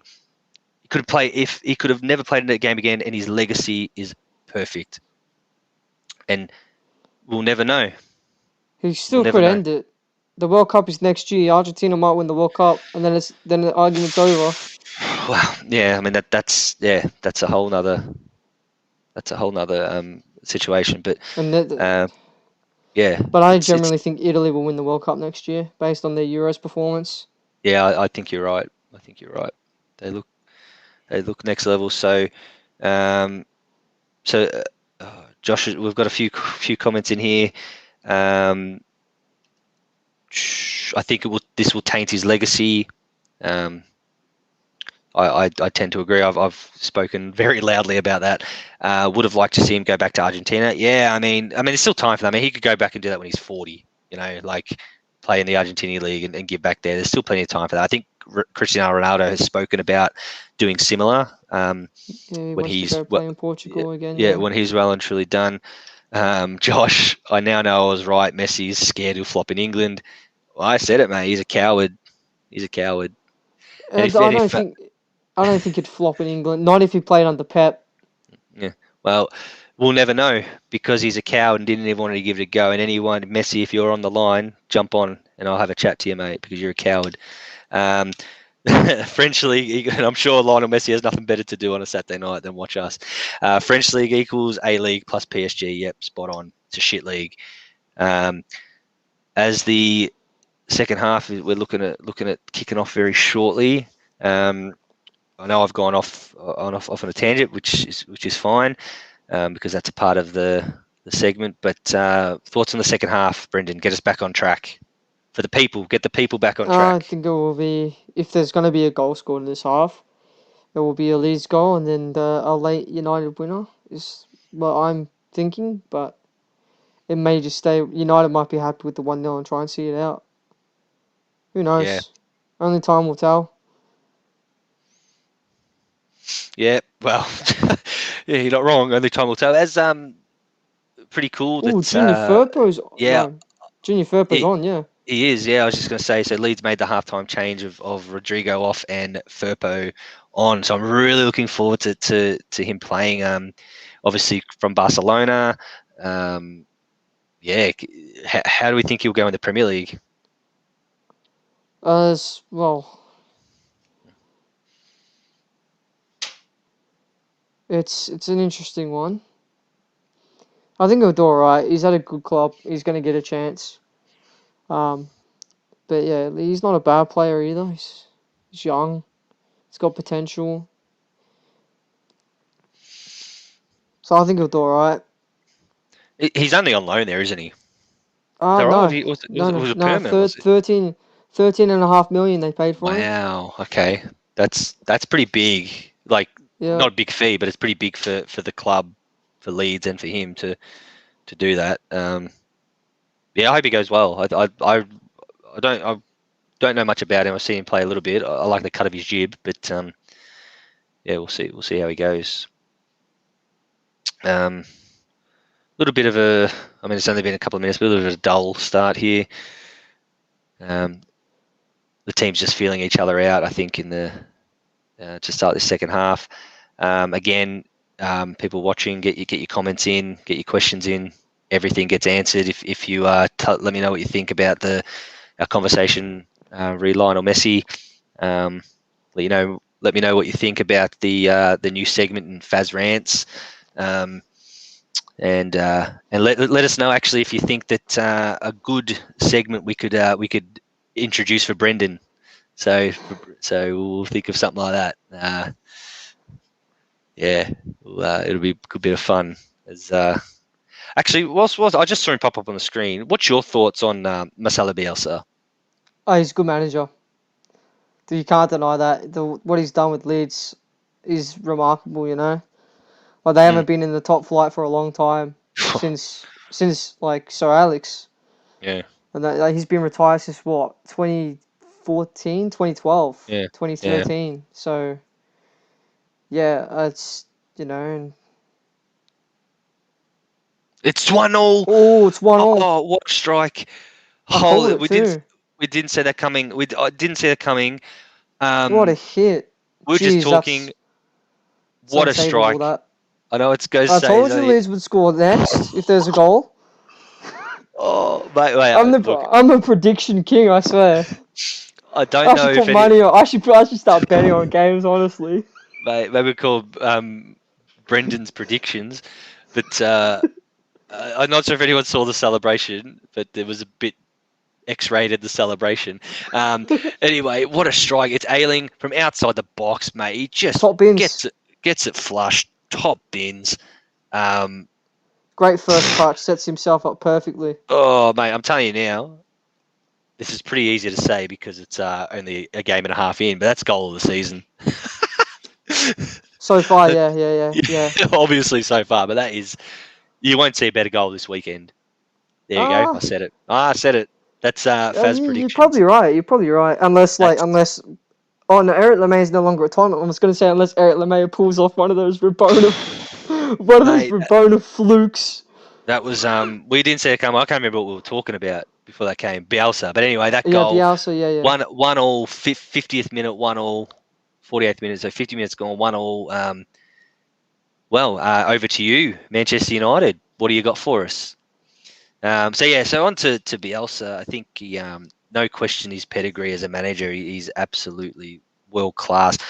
I did question maybe his ability because he doesn't speak the language. He's obviously got the translator and everything, but just what we love about the world game is football is the language. So it doesn't matter if he can't communicate in English. The football is the language of all these people. So just he's a man, and you can tell the players they'd take a bullet for him. They'd take a bullet for him. I think he's a top manager. Now I do pride myself and Football Matters on our ability and promise to answer all questions and post all comments if they are appropriate. So it was with great displeasure that I'm posting this comment from Corey, one of our fan favourites. Mitch Hoare, did you see those Blues, mate? I stopped watching after quarter time. Obviously referring to Carlton in the AFL. Those Carlton supporters like me, I can't even comment on that. I was flat as an absolute track. But yeah, thanks for that, Corey. I really appreciate it. I hope Arsenal get relegated. You dog. Anyway, back to the game. So it's 52nd minute, and it's over to United now. I think they've got to step up as Greenwood comes in. It's in. It's 2-1. What a finish! Oh, Greenwood, you're a gun. What a finish! He's a star, and you know what? Goes to go. What we were saying before about Cavani, like Josh mentioned before about Cavani being a goal scorer, mate. That is a world-class finish from Greenwood, and I'm telling you now, what a game! 5 minutes into this second half, and we've had 2 goals. What a game! So United 2-1 up, and honestly, I want to look at it again. Ayling, who was the goal scorer for Leeds, is the one who probably made the mistake here. Just too slow. Greenwood comes in, cuts it. Oh, that's a quality finish in off the post. Nothing the keeper could have done about that. And it wasn't Ayling, so I take that back. It wasn't his fault. But it's a quality, absolute quality finish. And I agree. I agree. Greenwood's he is Yeah, world he is. class. And we've got a first timer here. Well done.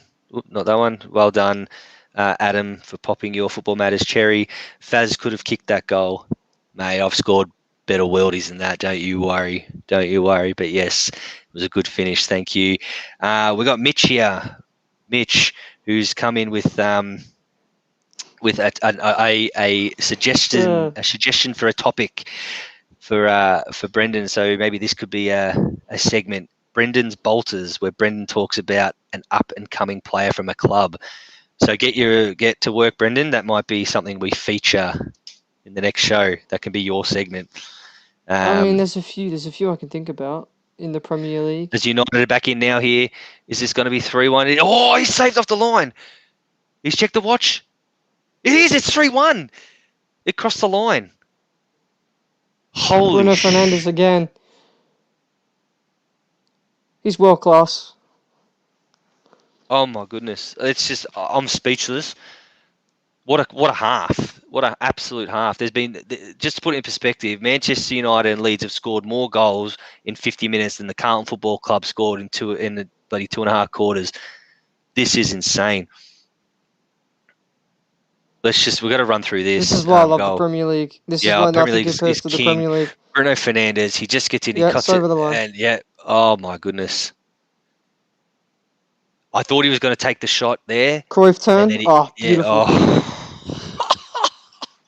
I tell you what, if this is a sign of what's to come in the Premier League, I'm telling you now, I'm up and about. What an absolute quality This bit could of be play from United's Bruno year, Fernandes. with the signings they've made, they might surprise You people. talk about your predictions. I did call 3-1 at the start of the game, and it's 3-1 now. Still a lot of time to go. Left. Yeah, there is. There is a lot of time left. Wow, Bruno Fernandes, what a quality player. He's got 2 goals to his name. And none of them are penalties. No penalties. The absolute pen merchant. Is it go forward again? What's even happening here? I looked down for 2 seconds. They're in again. Too much. Wan-Bissaka. Yeah. Too much. So Mitch pops on. He said, didn't even bother flicking on. He's talking about the Carlton game. Yeah, don't blame you. I hope Gold Coast absolutely bury Essendon tomorrow. Brendan, Greenwood or Lukaku? Lukaku. Yep. Oh, really? Yeah, it's because he's developed.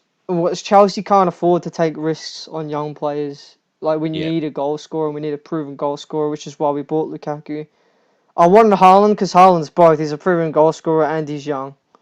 Yep. Right? But unfortunately, Thomas Tuchel was like, no, we're going to get Lukaku for 115 million euros. It's about 100 million pounds. It's 98 million pounds. It's a big fee. It's a big fee, and he's a Chelsea Youth Academy prospect. We then let him go because he wasn't good enough. Obviously, he was up and around in the Didier Drogba era, and I don't care how good you are, you're never going to replace Didier Drogba. No. But now that Drogba's gone and we haven't had a real good number 9. I mean, we've had number 9s. Morata wasn't bad. Diego Costa's probably the best since Didier Drogba. And but after that, just a bunch. Morata wasn't good enough. Werner wasn't good enough last season as an out-and-out goal scorer. I still think he has something to offer the team. But Lukaku, I think he'll thrive in this Chelsea team. I really do. We don't need a striker that comes back and helps on defence. We need someone that just in and around the 6-yard box to score tap-ins, and that's what Lukaku does. That's what he's known to do. He's been doing it his whole career. Yeah. Doesn't score worldies, but he scores goals that Chelsea missed last season, and I think that could be the difference. It will be the difference. Definitely a goal scorer.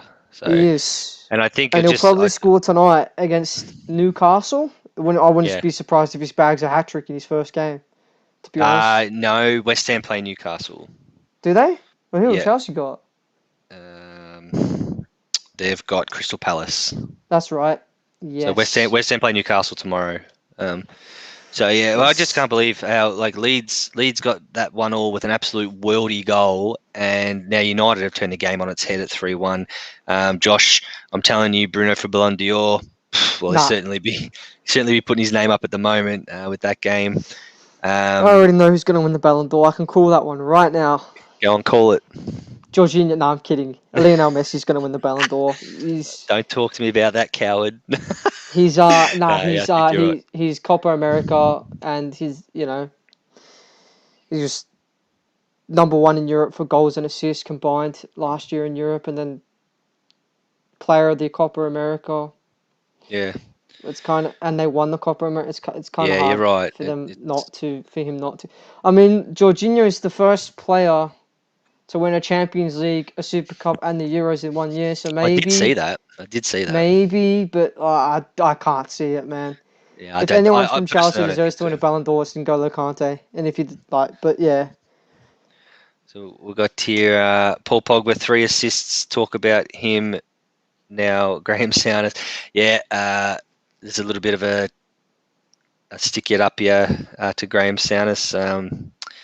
Paul Pogba, 3 assists. Pretty good effort. We're going to win the league. We're going to win the league. We're the famous United. We're going to win the league. Nah, sorry. Good game, but nah.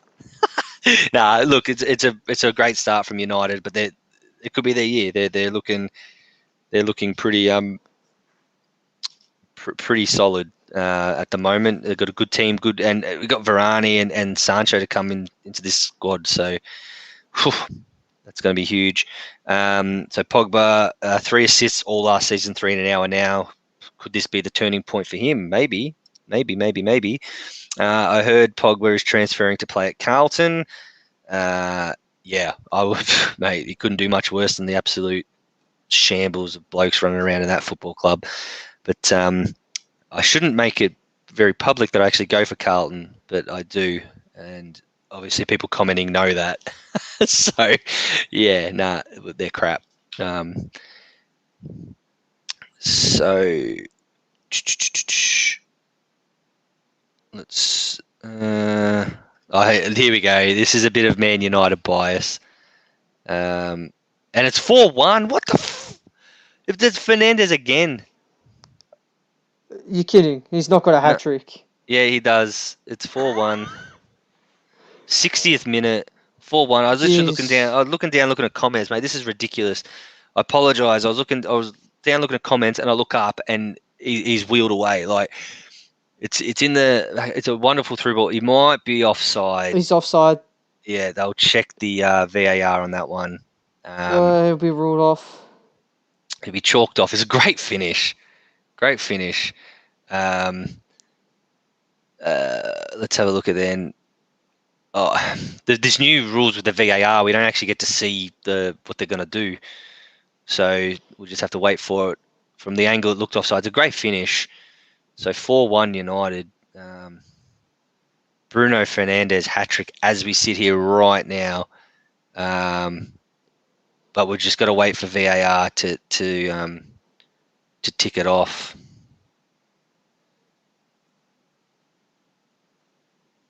And did they? See, this is the problem with the new rules where they're not showing what they're taught. You know how they stop the game? They're not doing that anymore. So we just got to wait and see if they've ticked it off or not. Yeah. So at this stage, it's 4-1. So we'll just have to assume it's 4-1. We'll go through some questions and comments.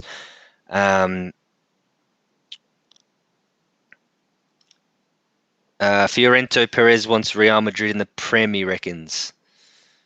They wouldn't compete. They'd lose to. They'd get done over by Leeds. They'd get done over by Brentford. They'd get done over by the small clubs because they're not used to. See, the thing is with La Liga teams, if they played against Premier League sides, because they're used to rotating their squads so much against the lower leagues in La Liga, they would get absolutely found out in the Premier League. That you can't do that. You have to play your best 11 every week. Yeah, because you end up getting a team on their day. Yeah. Yeah. It's the best league in the world. It's the best league in the world. It's the most competitive league in the world. It's not even a contest. So Bruno, yes, and they've given the goal. So I can't believe they gave that. I agree. I want to see it a bit closer. I thought it was offside. Adam, who's obviously new here, I think I need to watch soccer more. Faz, I've seen 4 goals in 10 minutes. I thought goals were never scored. You depends what league you watch, man. Yeah. If you watch the Premier League, it's there's goals. It's galore, goals every game. Very rarely do you see basically the only times you see nil-alls is for relegation sides when they're battling relegation, and then you Yeah, see them you see him defending. shut up But shop. But early on in the yeah, season, it's goals galore. it's So goals yeah, galore. so Yeah. keep tuning in, mate, and you'll see some absolute worldies. What are we looking at here?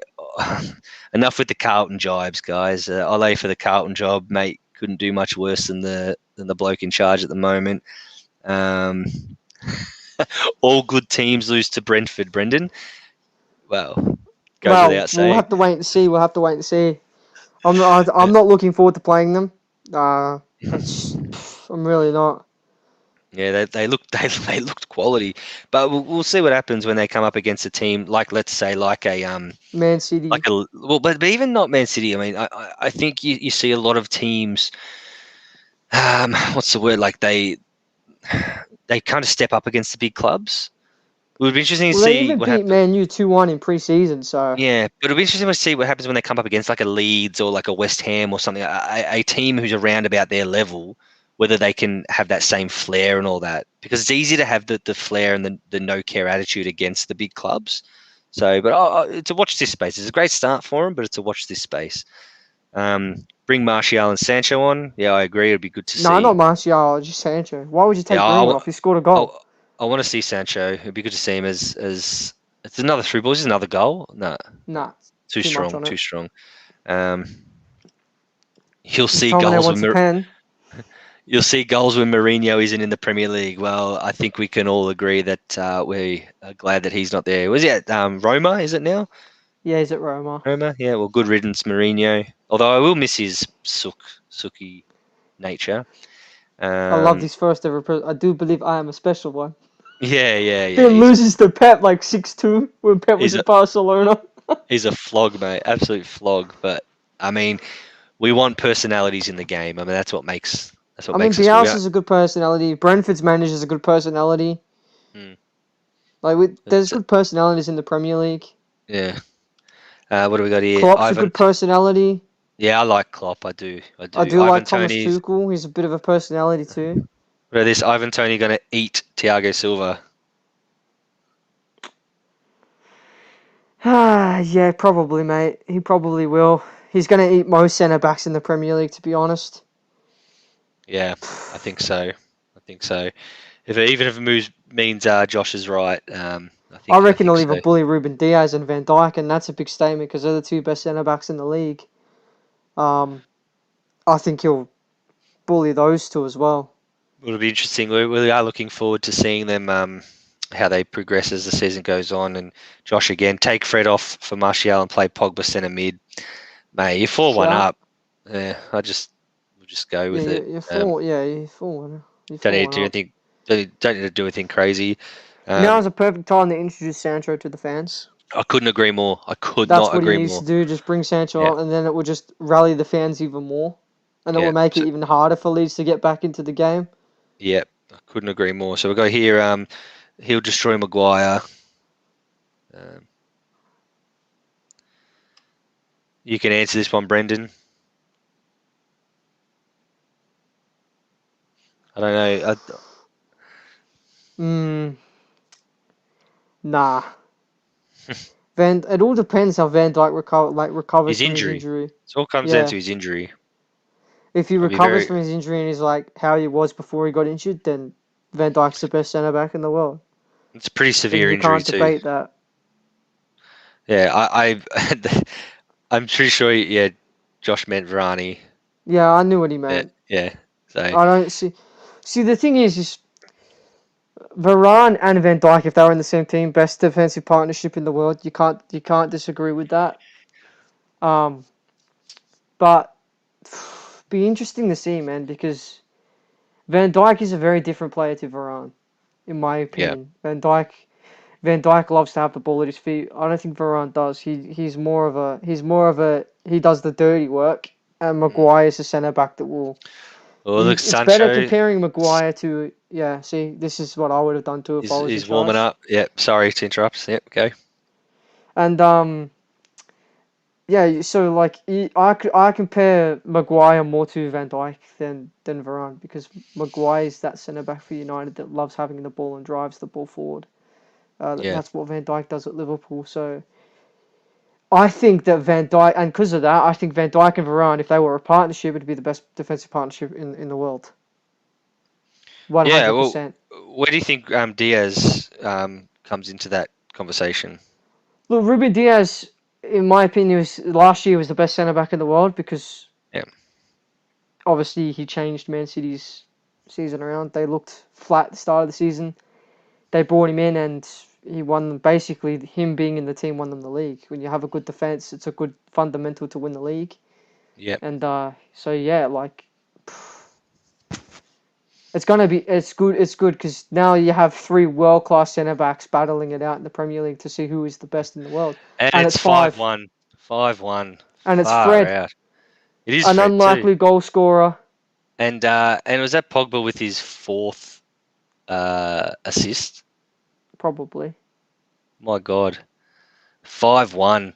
Fred, this is a shame. So 68th minute, 69th minute, 5-1 and really it's just a procession. And what did I say at the start of the game? I said Leeds gameplay, it can either be a bloodbath or they come good. And at the moment it's a bloodbath. At 5-1 with still 20 minutes to go.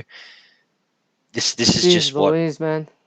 But See, this is the way I they said play. it. Paul Pogba is world class. He's world class. He is, and He look at just that. needs the freedom. He needs to have the freedom to express himself. It's a great ball, and it comes in. And I'm telling you now, like what I said before, this was my big criticism last season with Leeds. When they win, they're absolutely dynamite. When they lose, they're lower than shark shit, mate. They are they're diabolical when they lose. Well, at least Yeah, Arsenal aren't bottom of the ladder anymore.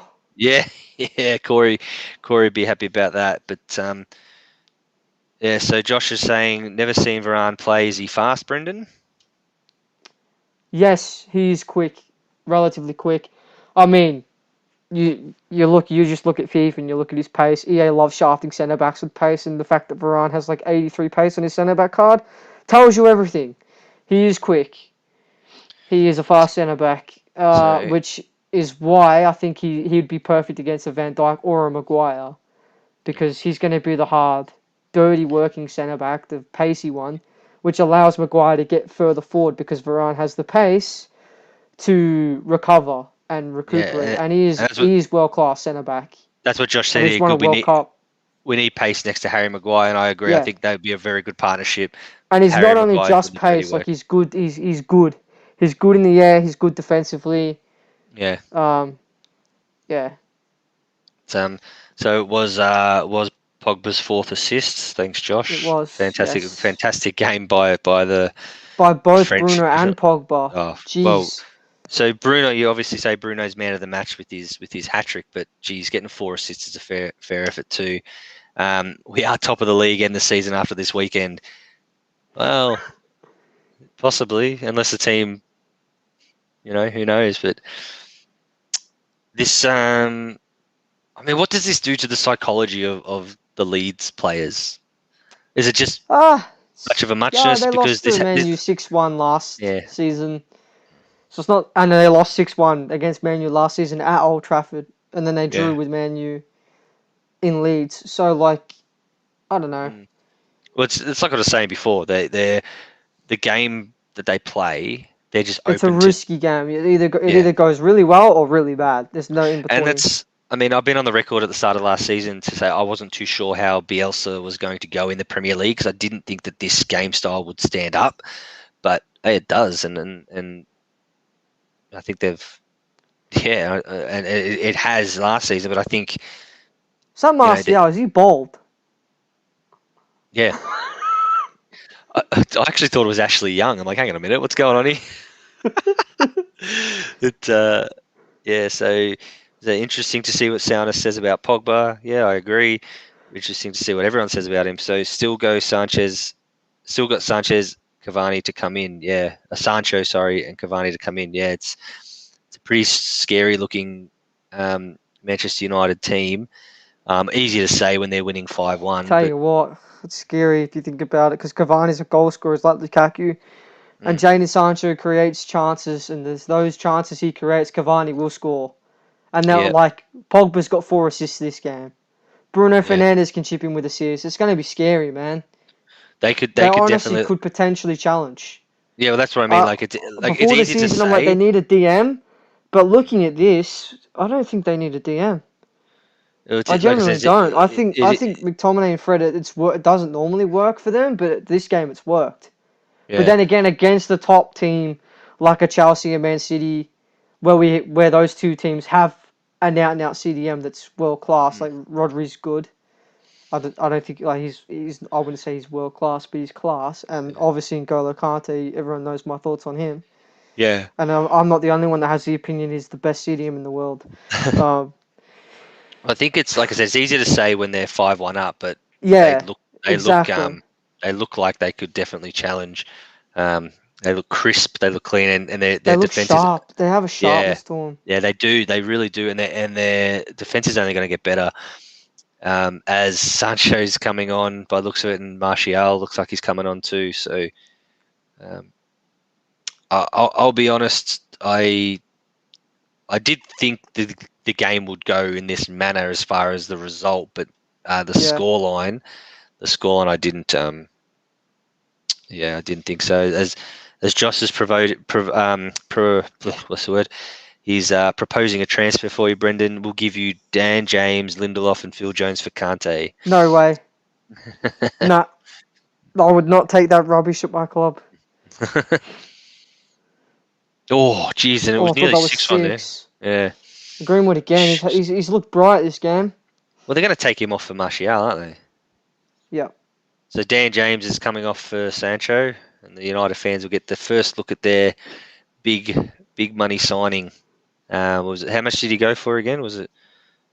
I think it was around 100 million pounds. Yeah, £100 million. And Pogba Pogba's coming off. Pogba's for coming off for Martial. Martial. So So that's an Martial's interesting. playing on the left. Interesting. Pogba not happy. No, he No, looks. he's He happy. looks. He's happy. Yeah, I was say he looks relatively okay, if you ask me. He's But done his part.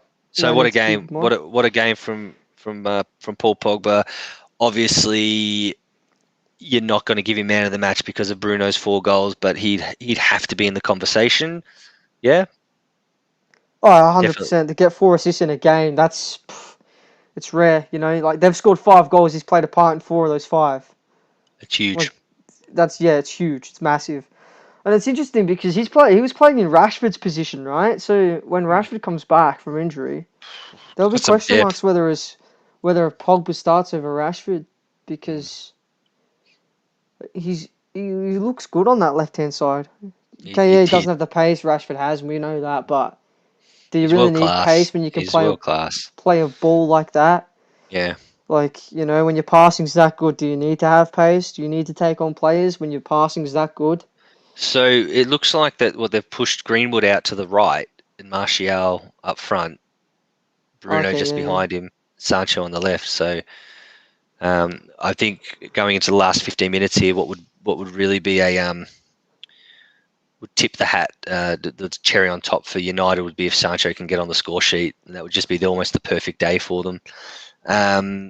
So as Josh states, Pogba becomes the 7th player ever to have 4 assists in a Premier League game.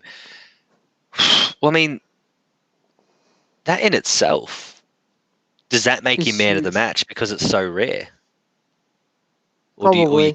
you can't go past the 3 goals? It's an interesting. I mean, you could say if the They could give Bruno it to either Fernandes, one. Both of Bruno them should. Fernandes hadn't scored 3, if he only scored 2, for example, maybe you definitely go Pogba, but that's interesting. I don't think you can give a man of the match. I think they have to chop the man of the match trophy in half and give half to Bruno, half to Pogba. That's the Yeah, fairest way of doing it. yeah, I can see that. Yeah. Yeah.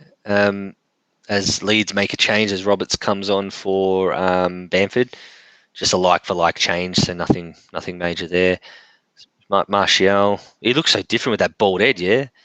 He does. He does.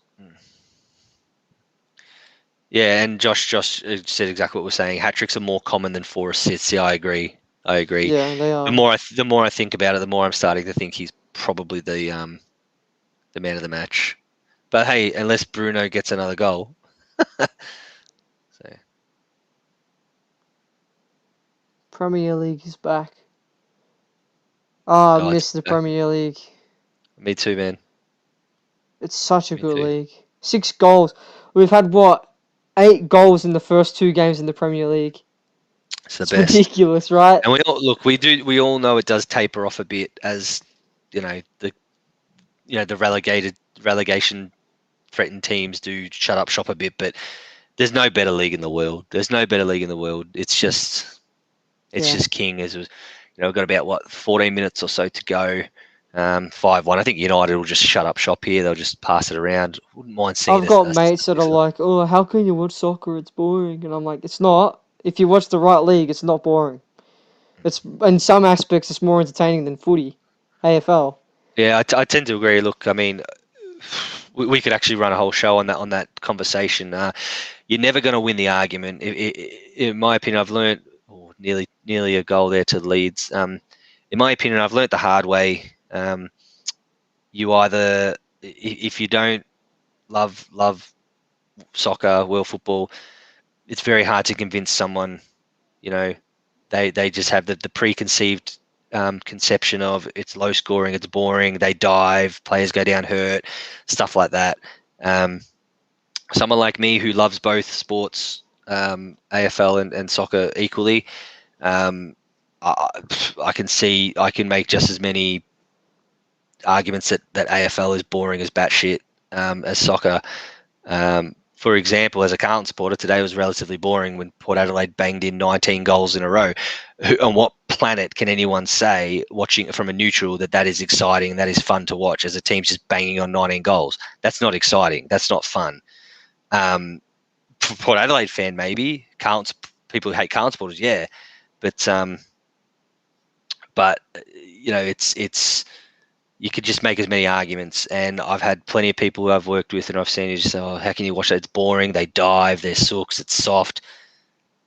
But there's no point getting in the conversation with those people. At the end of the day, if you're watching this channel, you're a football fan, so we don't need to get in that conversation because you're never going to change someone's opinion, and we just hope that, when it comes to opinions, you listen, you understand, you respect, but at the end of the day, if you don't like the sport, then don't watch. But I think it's the best league and best sport in the world.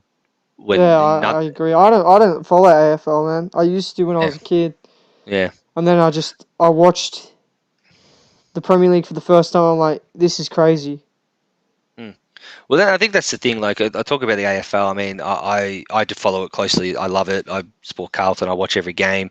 But I have since I was a kid. But I tell you now, there's no other sport in the world gets you going like when your team scores a goal, then soccer, like 90th minute winner. 90th minute, I mean, I remember last season Lanzini scoring to make it 3-3 against Tottenham in the 93rd minute or something. I was in tears. I knee slid down the hallway, man. I had scars on my knees. What sport does that to you? Like what other thing in the world can do that? It's just the best sport in the world when it comes to moments. And yes, there are games where 90 minutes, can be a bit dry, but that's no different to any sport. Any sport has their dry patches. Same with basketball. I mean, I find NBA. I mean, how can to throw an argument? How can it be entertaining to see basket, basket, basket, basket, basket? I mean, there's no emotion to it. Where you talk about pure and raw emotions, and you saw me go off before. No other sport in the world does that like football, like soccer. Yeah, I agree. Yeah, it's just the best. And So it's watching teams like Brentford that you have never seen before. Because I don't follow the Championship, I don't follow yeah, League One, League Two. Just come up and then play the way that they did. That's like well, this is I, th- unbelievable. I think that's a good point you make as well, because sometimes with the other sports, with non-promotion relegation, it's much of the same. Like every season's much of the same team, same players. You're rolling through. Where at least with Yeah, the Premier League and other leagues in soccer, there's always something new happening, always something different. What's this mob? Who are they? I don't know much of those players. It's always something new and new players putting their stamp on the league. So we'll just go through So Josh Faz, this is officially more goals scored in 2 games than many AFL teams have scored in games this year. Look, we're not going to win an argument by saying which game has more goals. Can you say, well, basketball has more baskets? Like, whatever. Like, it's just the way it is. But you're right. This has been quite entertaining. As much as I love AFL, this game is so much more skilled than AFL.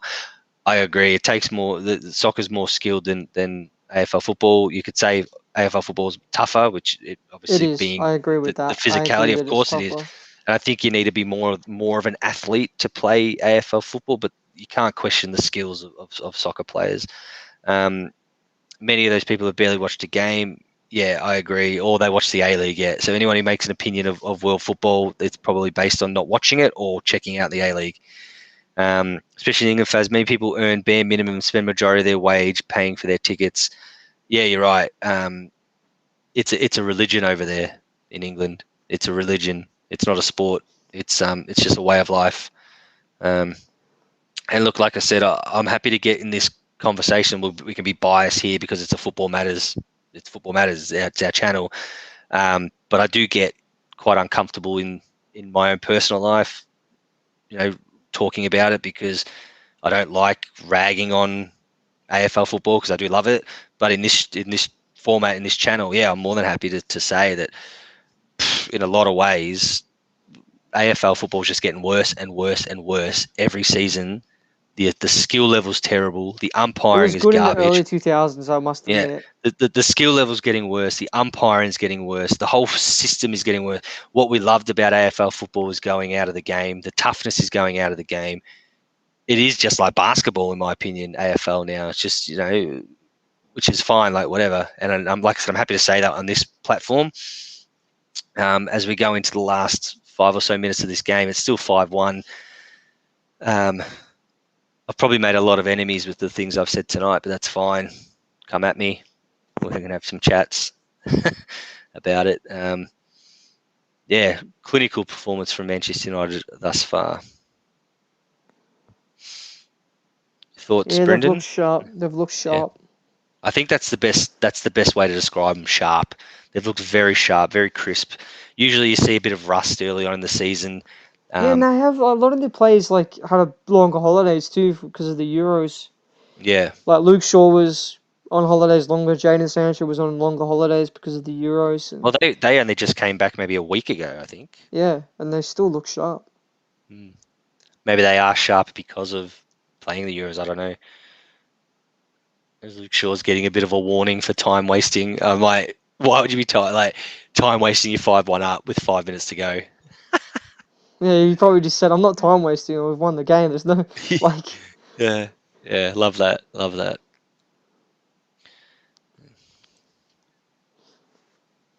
Look, defensively, United have looked okay too. Even without Varane, they've looked good defensively.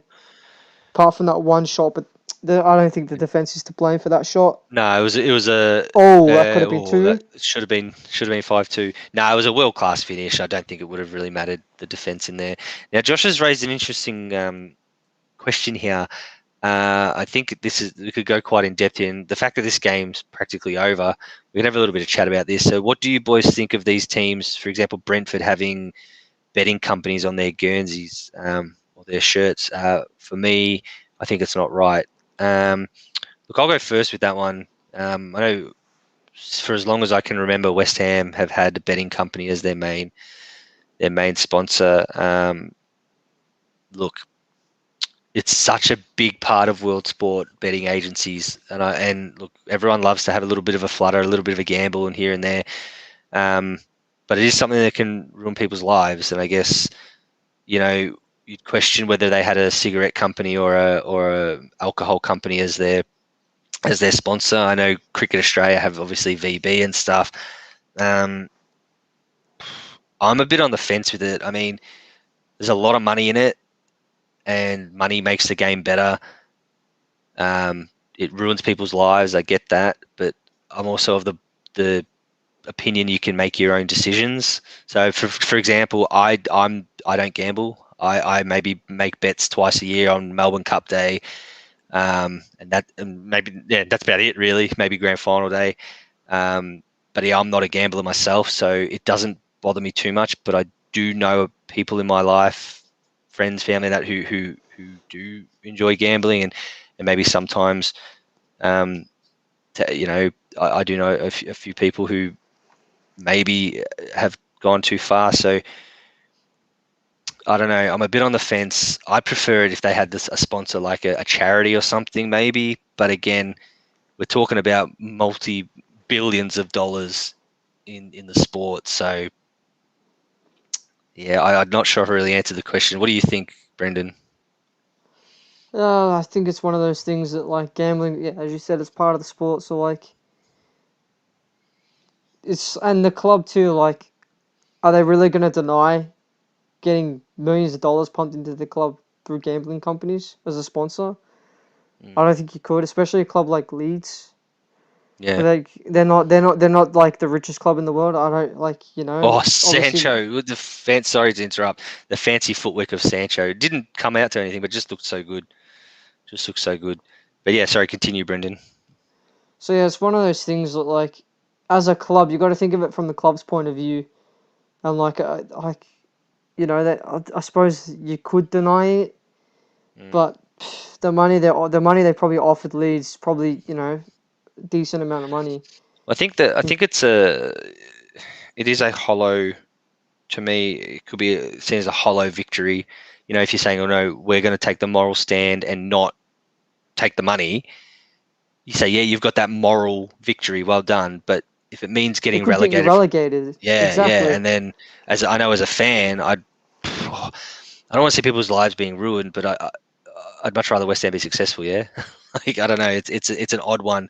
It's such a touchy subject, I think. But like I said, it comes down to choice. If you want to gamble, be my guest. That's well done. All credit to you.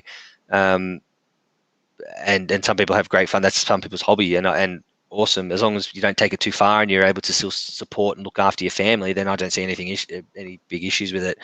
It's like any type of addiction. If you've got an addiction, you just probably need to seek help with it. So we've got Josh who's popped on again. So hey Josh, thanks for all those questions, mate. They've been really good.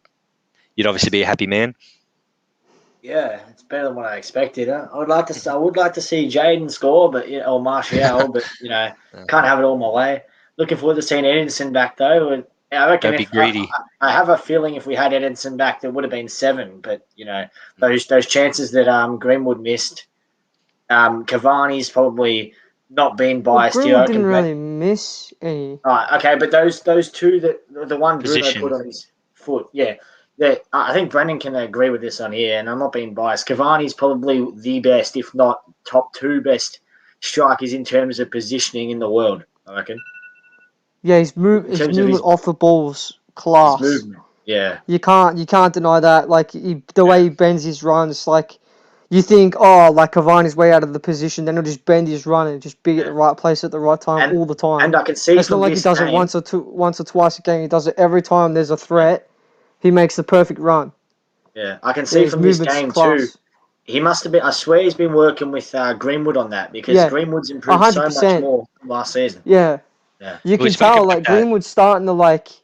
No, I've always said Greenwood's a number 9. It's not a winger, and like, look, he's playing on the wing now, and he's probably had 3 touches all game since moving to the wing. But we've spoken about that early on, about how the importance of having the experienced striker in Cavani at the club there, so letting Greenwood build into his own career. Yep.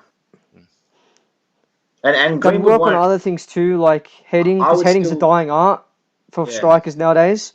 So I'm sure, like, Cavani will work with Greenwood on heading and just positioning to get headers. Like you saw Cavani, like, last year, he'd bend his run to the back post and then diving header it in. I'm sure, like, that's something he'd be teaching Greenwood as well. Like, he's gonna, like, because he knows his career's on the end, so he's gonna like be open to share all of his experience with Greenwood, because he knows Greenwood's a young striker coming up that could use the experience and the. I had a mate ask me this the other day. Again, it's only a hope. I don't think it's going to happen. But if the links are true and Haaland is all but going to United next season, just say in a alternate reality he is, my mate's like, oh, how do you think that's going to go for Greenwood? To me, the end of Greenwood. You think of the prime Manchester United teams. Who'd we have? Dwight York, all them, all competing for positions. Van Persie, Rooney competing for that striking position. The It's a game's different changed, era. Josh. The game's different changed era. since then. I get it. 2 striker formations don't work anymore. No, but No, what I'm saying, what Josh is saying is that these players are competing with the positions. The world's changed, mate. If Haaland walked into United, Green would be like, "No, I'm going," and he'll go and get 90 minutes elsewhere. Players these days, they don't like to compete. They don't like to fight for their position. You see it. Yes, no, I don't want to get into the footy side of it, but you're seeing it in AFL. Young players just don't like to compete anymore. They'll take the easy option.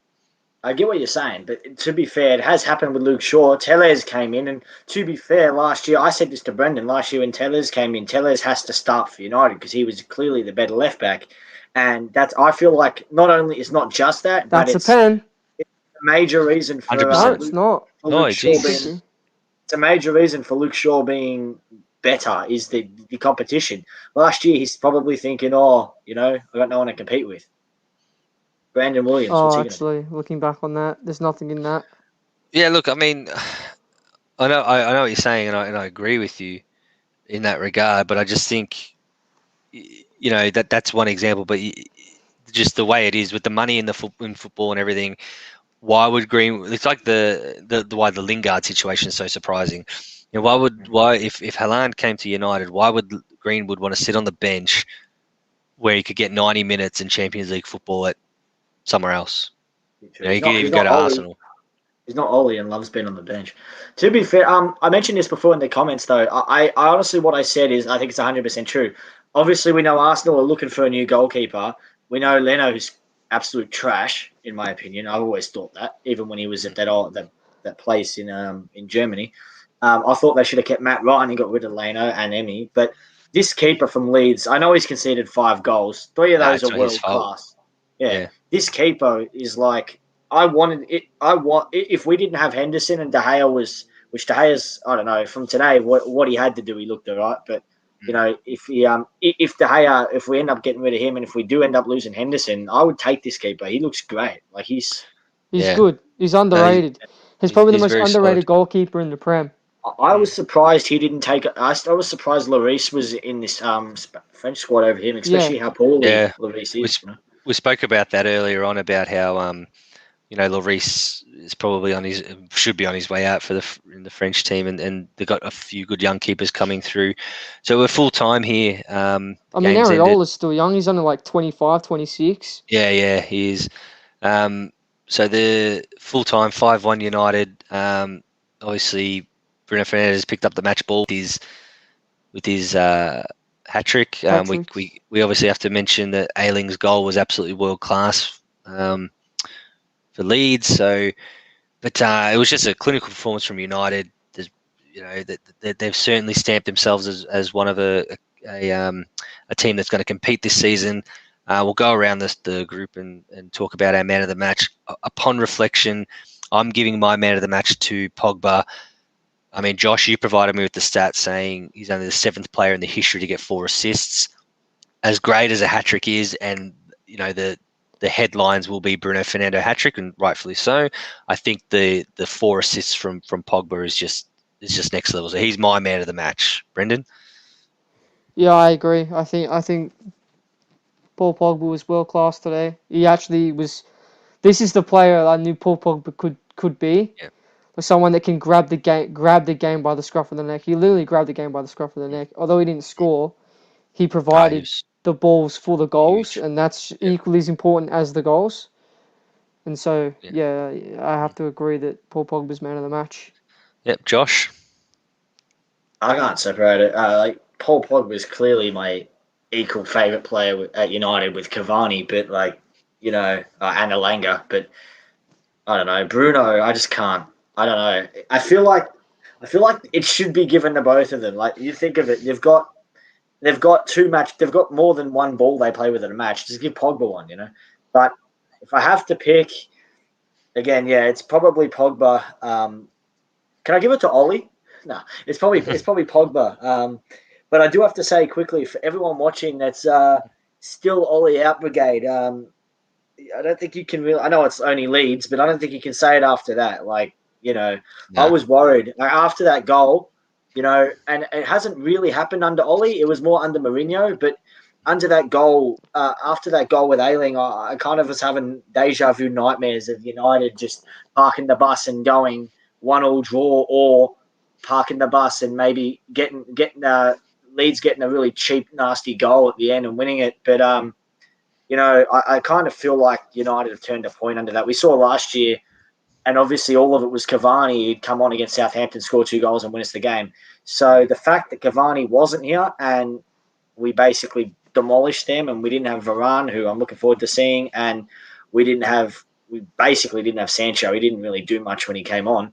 So the fact that Dan James had to play that and we still won 4-1, 5-1, and we're top of the league in the season now, and we're good. Well, the big tests will come. The big tests will come. So just But we do have a good run this first month, though. I've got to admit that. Well, yeah. Well, all you can do is beat who you play. So we've just got a question here that I'll put to the group. Who does better with the ladies, Pogba or Faz? Oh, Pogba's taken 2, to be fair. So Brendan does. Can Brendan be the answer? Nah. I'm sure Pogba can flash his money, and no offense, Faz, but I'm sure Pogba can just show his money that he's on. He's finally starting to earn. No, he gets a new haircut every like 2 weeks or something. It's bizarre, and he spends like £10,000 on his haircuts. Well, I'll raise this. I'll raise this to Paul Pogba. I'll look him straight down the barrel. Back in my day, I didn't need money, mate. Put it that way. Can we get your missus on the line to confirm that, or? Oh, she's in bed. I trust her. I'll take it your word for it. All right. So unless anyone's got anything to add, I think we'll call it a wraps there. What a fantastic start. I'll say one more thing. Yep. If that was Adam Mack's first United game, please watch United every week. Yep. We need it. Yeah. Izzy, good luck. Adam, if you're good luck for United, so maybe jump on and watch the West Ham game, see if you're tomorrow night, see if you're doubly lucky there. But what a fantastic start to the Premier League season with the 2-0 result to Brentford beating Arsenal, and then 5-1 Manchester United beating Leeds. Let's hope the other games tonight are equally as exciting. I know, I'm excited for the Chelsea game. Can't wait. I'm buzzing. Now, it should be. So we do good. have to raise one issue. What do we want to do? Do we want to do the West Ham game, or do we just want to do one game a week? So we do the Liverpool-Burnley game next week. I think we could talk about that later on. I think we'll just work that out. But in the meantime, so Adam, I need a team to follow. How about West Ham? If you enjoy disappointment, then jump on board. Go Brentford, trust me. No one disappoints supporters like West Ham. So come on down, come for us. So if that's everything, Josh, it's always a pleasure. Brendan, as usual, love your work, and I'm Faz. And to all our fans, give us a like, give us a subscribe, give us your comments, and thanks for joining us. Adios. My missus enjoys disappointments. It sounds good. That's a great note to end. Thanks, Adam. Love your work. Mwah. See you, boys.